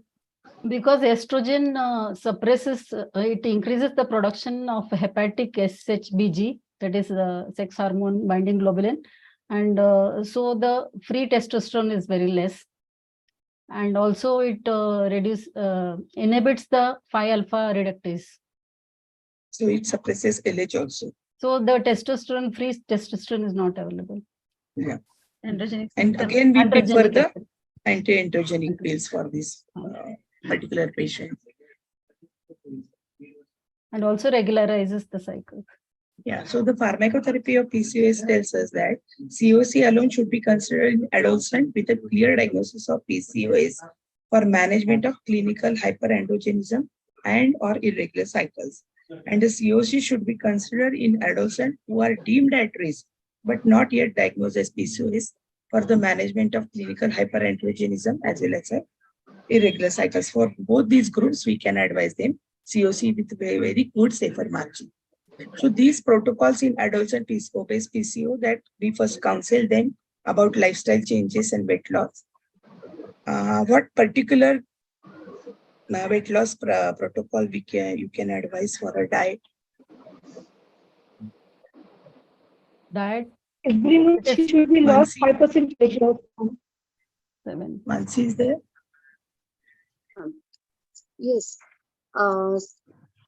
Actually, specifically, lifestyle changes have to be emphasized because it is a vicious cycle of gaining weight, hormonal disturbances, and again the amenorrhea. So we have to emphasize on lifestyle changes and sticking to the exercise routine. About dietary restrictions, we have to tell them about her tendency towards having insulin resistance and tendency towards gaining weight. So she has to be very cautious about intake of fats and carbohydrates. And at the same time, we have to tell them importance of protein supplements. And for the exercises, for obese PCOS and the patients who are very resistant to weight loss, we can tell them some high fast and weight bearing exercises, and not just cardio, not just walk, a minimum of 45 minutes of exercises, and target weight loss being 5% around in 6 months. Particularly about the dietary tips, we have to tell them that it should be carbohydrate and fat restricted, but protein, mineral, and vitamin rich, so that she will not suffer from proteins and muscle weakness. And she should prefer to the low glycemic index diet, which uses use of preferably complex carbs. So, 85% cases it improves the menstrual irregularity and settles the ovulation in about 6 months' time. Only mere the diet control. Increase in the muscle mass will curb the hyperglycemia also. Yeah. But she should be supplemental with enough proteins when we are restricting the carbohydrates and unhealthy fats. Yes. So better, I would advise that her lifestyle should be given emphasis on weight loss with diet and exercise. But better, she should consult the dietitian if easily available. Or now online dietitian consultancy is also available. So we can connect them to a proper dietitian and advise them to join a gym initial phases, at least 30 minutes cardio or 30 minutes exercise per day, and achieve the weight loss. So we should give her a target weight according to her BMI. And if the target is given, she will get something that I am now 60 kg, I have to go to 55, something like that for her motivation. In obese PCOS cases, the endocrine and metabolic parameters improve in 6 to 12 weeks. So SHBG levels rise and testosterone falls by 2-fold with diet control and weight loss control, and also serum insulin decreases and helps to reduce her hirsutism. So this actually we think, but this dietary restriction and weight loss gives much benefit as regards her hyperandrogenic symptoms. What is the opinion of House about the use of metformin as an insulin sensitizer? Metformin has a very good role in decreasing the insulin resistance. Metformin can be used in adolescent PCOS. However, inositol, myoinositol, the other drugs that are there, they are not recommended. They should be taken with a pinch of salt. But metformin, that is K-Met, it should be given in a dose of 1 gram per day. But the recommended dose is at least minimum 1 gram per day. And slowly we can increase up to 2 grams per day also. Initially, they should start with 500, Yes. and then they can, as per the tolerance, they can increase the dose after 15 days. But what is the opinion about inositols? Overall, the House agrees for the use of inositols Actually, nowadays, as an adjuvant therapy. Nowadays, studies have come up saying that inositols are important, especially in cases where things are not controlled, like hirsutism, and it has gone into metabolic syndrome, insulinemia, insulin resistance. Many meta-analysis studies have agreed that they have beneficial effect on all aspects of PCOS because they increase the hepatic synthesis of SHBG and reduce total and free testosterone. So they normalize the cycle length. So if there is no harm with our own experience, because they have come recently in the market last 10 years, they can be used as an adjuvant to the therapy, especially in cases of obese PCOS. They add to the effect of metformin and they're used even in adolescent girls as the nutritional supplements. Yeah. Any other opinion? Ma'am, can I say something, Vandana ma'am? Yeah, sure. Sure. Yeah, about metformin, I wanted to, because nowadays there are, people are emphasizing on HOMA-IR index, which should be done as fasting sugar and fasting serum insulin. Now we are back to doing it because we were in the, initially they were not recommended, but now before giving metformin, people are like, not people, I mean, there have been guidelines that you have to get the HOMA-IR index of the patient done, and if the patient has established insulin resistance, then start the metformin. And in some of like few years back, it was like metformin for all PCOS, but nowadays we give metformin for obese PCOS with the with established insulin resistance. And if the patient is obviously if she's married and she's resistant PCOS, to improve the other treatment form. So we have to be very. So is it that what do you say, Veda, that in adults and girls also we have to do the fasting serum insulin? Yeah, ma'am, this HOMA-IR index has been talked a lot recently, where you have to do the fasting insulin and the fasting sugar level, and you have to establish the insulin resistance, and then only start we have to be very judicious before we start that. But with safer margins, metformin was used earlier also, especially in obese PCOS, and they help in. It should not be used. I agree that it should not be used only for weight loss. Yeah. But even for obese PCOS, it has helped. Impaired glucose tolerance also we do use in these women. GTT. 75 gram no TGT. That is also advised to get it done before you start it. Anything else? Should we go to the next case? We have 15 minutes in hand. In these obese PCOS, do you advise any anti-obesity drugs? Not as the first line of treatment. Yeah. Definitely other drugs as mentioned previously will be used, and the lifestyle modification, etc., we will tell her so that she'll take care of her weight. It is an These are only indicated if there is no response and there is life-threatening obesity or morbid obesity. Then there is only consideration of these drugs or bariatric surgery. So just a word of caution about that. This should not be started as it is. At least sibutramine was tried initially, but now it is banned. Then we go on to the next case. The 17-year-old girl just joined her college She likes the hostel life, often eats outside with friends. She's fond of pizza, burger, and cola. And she walks into gynec OPD with irregular cycles. Because she has no any excessive hair or hair loss, no acne or nor acanthosis, but she has Googled her symptoms. And now she's anxious to know about if she is having any PCOS. These young girls say it is PCOS. She has a fear of future risk of diabetes or cancer. So what is her role as a gynec when she comes to us with this history? We should take this opportunity to counsel her because she's having irregular cycles and she's not into good habits like eating burgers, pizza and all. So we can tell her about the healthy lifestyle, healthy eating, and also because she's concerned about diabetes and cancer, we can take this opportunity. Any history of diabetes, obesity, you will ask? We can ask history because of usually the eating habits go from home.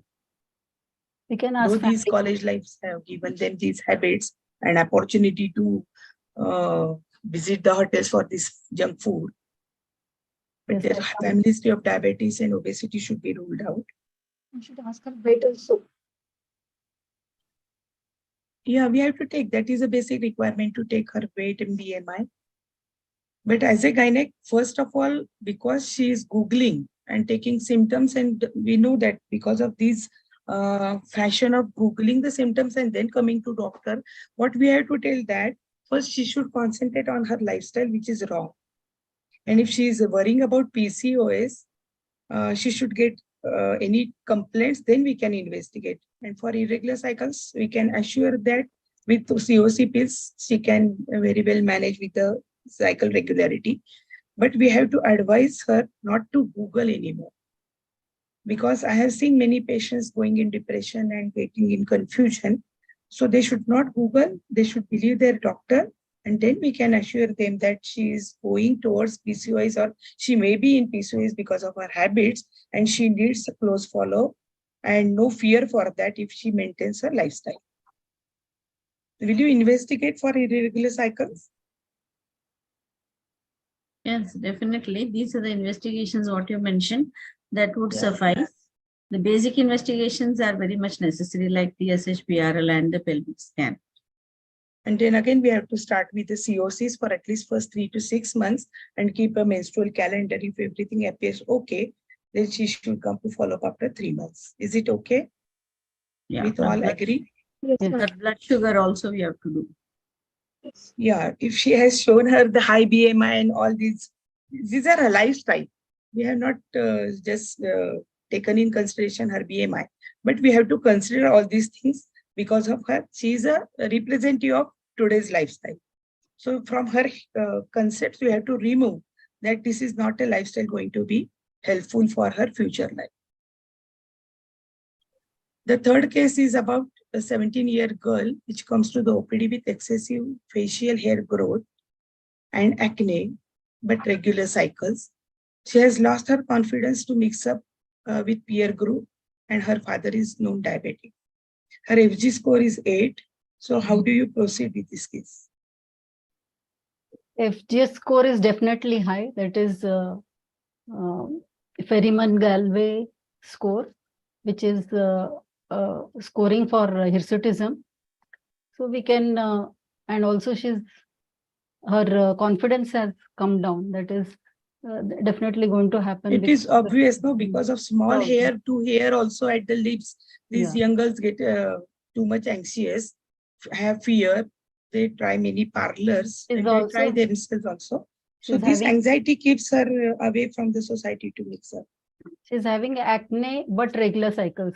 Ovulatory cycles can be seen in PCOS in type C phenotype, wherein the cycles are regular but hyperandrogenism, and PCOM is seen, that is morphology changes are seen. So we can take her, we can proceed with the investigations like thyroid function. OGTT is must in this case, along with her basic. Yes, fasting and OGTT has to be done. And also we can do ultrasonography in this case to confirm if it is, if she's if the cysts are with the PCO. Before that, would you like to do testosterone levels? Testosterone levels also has to be done, but it has to be free testosterone. And for doing testosterone, we should follow the collection of blood is very important, because it has to be collected at 8 a.m. In the afternoon, the testosterone levels are very low. And also in between 3rd to 10th day, it has to be collected, because in mid-cycle, it is double. And also we should take history whether she has taken combined OC pills, because this also hampers in the reading of the testosterone, because it can be less. All these criteria has to be considered while doing the testosterone. And if at all testosterone is normal, we have to go in for other tests like DHEAS and 17 alpha hydroxyprogesterone. Yeah. Also, we have to do ultrasound to rule out other ovarian tumors. Yes, androgen secreting. So to know the origin of the androgens. Androgens. Anybody can brief on Ferriman-Galway score? Just in short. 9 areas are considered. That is upper lip, chin, upper chest, upper abdomen, lower abdomen, back, upper back, lower back, and the thighs. That is 9 areas of hirsutism are considered. And if it is 4 to 6 or more than that, then it is considered as. Actually, it is 0 to 7 is normal, and 8 or more than 8 is a hirsutism. More than 8. So score of 0 represents the absence of the terminal hair. And score of 4 represents the excessive growth. So this is a very brief about hirsutism. We have 5 minutes to wrap up. So how we manage the hirsutism, the treatment part? Hirsutism, we have to use. Yes. Estradiol 35 mg microgram has to be used along with ciprotron acetate, that is the anti-androgen of 2 milligram combination. This is the best for hirsutism. And other things like Efflora cream application, but it's very costly. We can use waxing or. Actually, we have to divide in 2 parts. Medical line of treatment, which OC pills and anti-androgenic OC pills. Yes. Such as ceprotron acetate, which is a potent progestin with anti-androgenic activity, which suppresses the ovarian androgens.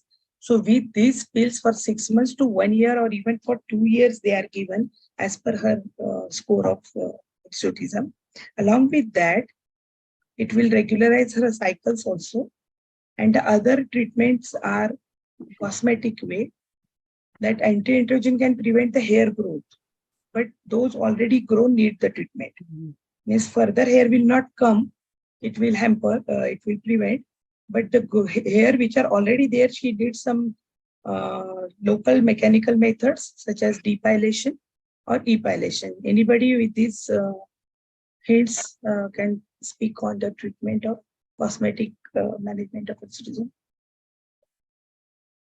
Ma'am, for cosmetic management of hirsutism, we have to explain them that the growth of new follicles may be reduced after her hyperandrogenemia is corrected, but already grown hair and already the follicles under new growth have to be treated with some cosmetic treatments like lasers or diode. So most of the times nowadays, other than waxing and threading, the permanent therapies are, I think the best ones are lasers, but they are very costly.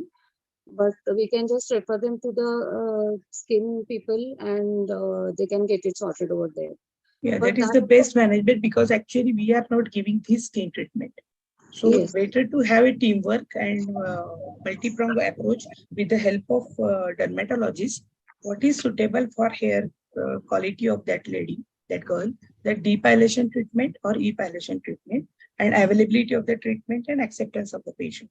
So along with this eflornithine cream, they can use the mechanical method so that she will be easy. It will be easy for her to mix up with the peer group. Otherwise, it is very difficult for these sensitive age girls to go outside. They may stop going to colleges or even stop meeting their friends till the hair are not seen, obviously. So it is very difficult part. With these 3 cases of PCOS in adolescent, can be summarized in short because we are approaching to the end of our session.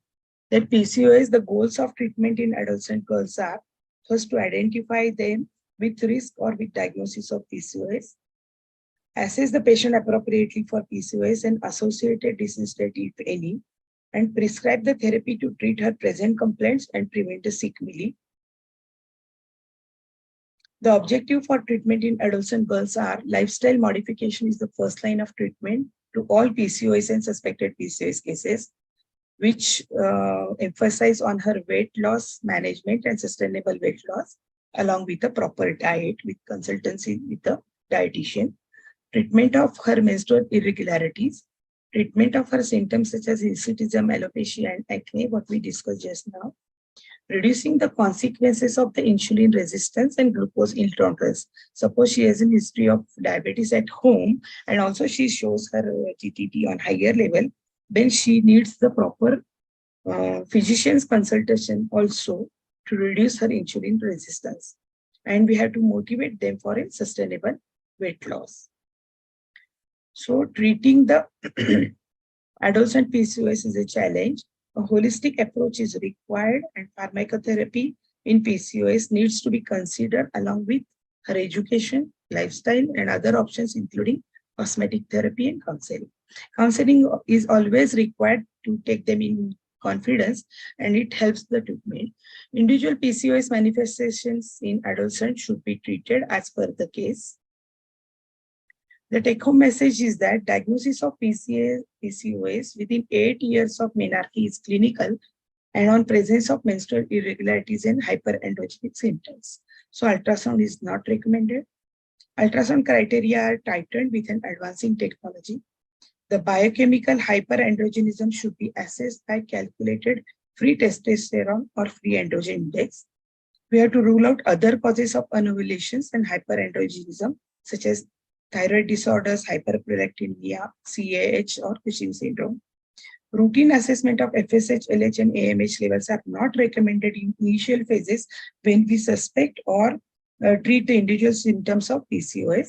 But when it is a pakka obese PCO and a later age girl approaching to 1920s, maybe pre-marital age, then for fertility interest, we can advise them the FSH, LH, and AMH. The lifestyle modification is the first line of management. Individual PCOS manifestations are treated first. The preference is combined oral contraceptive low-dose preparations as a first line of drug to manage with the menstrual irregularities and hyperandrogenism. The response is assessed for 6 months to 1 year, and metformin is recommended in addition or alone primary for metabolic syndrome features after all investigations. So with this brief, I thank you, Dr. Patel, sir. I thank you, the experts and all the panelists for joining this session and making it a successful event. And good night to you all. Thank you, Patel, sir. Thank you, Jyoti, ma'am. It should be. Thank you, everyone. Thank you. Thank you very much, Vandana, madam. It's actually It should nice be presentation. emphasized. 1 minute, Dr. Jyoti. Dr. Vandana, ultimately what I would like to say that it should be emphasized that it is a problem that is going to be along with her. It is not a curable one. It is a one which can be modified and kept under control, and it will be there right from adolescence, soon after marriage, infertility, perimenopausal age like malignancy, chances are more in pregnancy, the metabolic syndrome, GDM, early trimester pregnancy losses. So everywhere it can cause problem throughout her obstetric and gynec life. That's what I said. It is from tomb to womb, means menopausal age, the PCO will not leave her. It is not curable. Only we can control it. We should also tell about the chances of TVT if they're using it for longer period, so that they will not be using it without consultation. Yeah. For long term, when we give, we have to follow them. Means we have to call them for 3 monthly follow-up at least, just to have a touch up. What is her weight? By interest of weight changes or weight checkup, they come. On behalf of all the panelists, I would like to thank Dr. MC Patel and all the organizers for giving us an opportunity to be a part of this wonderful panel and interacting with all of you all. Thank you, Dr. MC Patel, sir, Dr. Vandana, madam, for conducting such a beautiful panel and touching upon all the points. It was really very informative. Thank you. So, Thank you, ma'am. Thank you all the big round of panelists. Thank you, applause Patel, sir. for Dr. Vandana Gandhi madam and all the panelists who have made this panel very interesting. So thank you for all. Thank you, sir. Thank you, sir. Thank you. Good night, everybody. Yes, Good night, Jyoti, everyone. official vote of thanks. Yes, yes, sir. Yes, sir. On behalf of Happy Learning webinar today, our 146th edition today, and we are the official vote of thanks. I would like to start with Dr. MC Patel, sir, our program director, who designed this program in such a beautiful manner to enlighten all of us. I would like to thank our chief guest, Dr. Anjali Chitnis, madam, and our guest of honor, Dr. Satish Doshi and Dr. Milisha, sir, for blessing us and saying the word of wisdom for all of us. I like to thank our convener, Dr. Varsha Basti, madam, and Dr. Sneha Buyar, madam. Today, our esteemed speaker, Dr. Gorakh Mandrukar, he said many things, new advances in management of preterm labor, and it was very crisp and nice talk. And our next speaker, Dr. Dattatreya Mandede, sir, the obstetric bundle PPH was so good. Everybody was praising about this bundle, and the both talk are very crisp. Our third speaker, our Sachin Tendulkar, Dr. MC Patel, sir, who everybody was waiting for his talk. Today, his talk was on the legal issues in the high-risk pregnancy. I would like to thank all our chairperson for all three talks, Dr. Vivek Virkar, sir, Dr. Sudesh Doshi, sir, Dr. Seema Purwal, madam, Dr. Meghna Gugle, madam, Dr. Meena Gunjotikar, madam, Dr. Vinod Shete, sir, Dr. Ganesh Vagmode, sir, Dr. Vaishali Datal, sir, and Dr. Sulba Zambre, madam, for joining and joining and becoming the part of our webinar. Now, our panel discussion by Dr. Moderator Dr. Vandana Gandhi, madam, though Dr. Vidya Tirankar, madam, was not there, but Vandana Gandhi, madam, just did full justice to the topic. The topic was the adolescent PCOS consequences, and our expert comment from the Rekha Rajendra Kumar made it a good take-home messages. And all the panelists, Dr. Priya Kadam, madam, Dr. Priya Bingya, madam, Dr. Pratibha Baldeva, madam, Dr. Nanda Magai, madam, Dr. Archana Khare, Dr. Mansi Devdikar, Dr. Sachin Pawar, and Dr. Manisha Barmade, I would like to thank. Though Sachin is not able to join this, he said the apologies. Our special thanks to Dr. Monica Umbardhan, madam. She took a lot of pain to draft this program. And our Master of Ceremony, Master of Ceremony, Dr. Revati Rane, I would like to extend my thanks. Our Master of Ceremonies, Dr. Suman Sinha and Dr. Asha Jain, I want to thank you also. And my co-coordinator, Dr. B. Kalpana, I would like to extend my thanks. And our education partner, Corona Remedies, I would like to extend thanks to him. And Mr. Nilesh, he is very, very prompt in displaying all the slides and everything for the flawless program. I would like to extend my thanks to Corona Remedies. And the last but not the least, all our delegates, all our members who always joins and encourages us, I would like to thank them. Good night. So thank you all. Thank you, everybody. Thank you, sir. Thank you. Thank you, sir. Thank you, sir. And I want to request everyone on behalf of our Happy Learning. So please, we are working so hard under guidance of Dr. MC Patel, sir. Please do bless me, Dr. Jyoti Banglawala, Dr. Suman Sinha, Dr. B. Kalpana, Dr. Sneha Puyar, madam, for your votes and with your love. Thank you. Thank you. Thank you. Sure. Thank you so much. I'm ending the Nilesh, session. we can conclude. Another 4 episodes, our Sachin Tendulkar will complete 1.5 centuries. Yes, sir.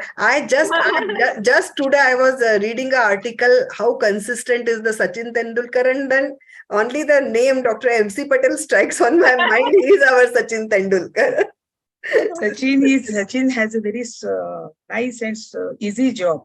Patel sir has to witness for us in the court of law. It is not an easy job. No, but So Sachin it is far Tendulkar is better a than- very, he is also a very humble, very down to earth person, very means consistent, very down to earth. कभी भी उनसे बात करो, same our MC Patel sir. अब कभी भी call करो, sir is always ready to help everyone. Sir, as soon as today's is over, sir will be getting ready for another 1.5 months from today. That panel is sir will night be only, in the night only. night only. Tonight itself, sir will make one group and he will start working right now today. Yes. Dedication. Adorable, sir. Adorable. Thank you, sir. Thank you very much. Good night. Good night. everyone. Good night to all. Yes, Good night to Nilesh, we all can the conclude. participants. Thank you so much for. Thank you, Nilesh. Thank you. Yes, Namaskar. Nilesh, on behalf of Corona. And Yeah, thank you thank for you. making the whole webinar in time. Yeah, you, ma'am, it's Thank our you very pleasure. much to all the faculties. Yeah, so we have successfully completed this webinar, and I again Yes. thank all the delegates and respected doctors who have joined. And in future also, we would like to join and do such a webinars with expert subjects like you. So thank you so much. Thank you so much. Thank you. Thank you, Nilesh. Thank you so much.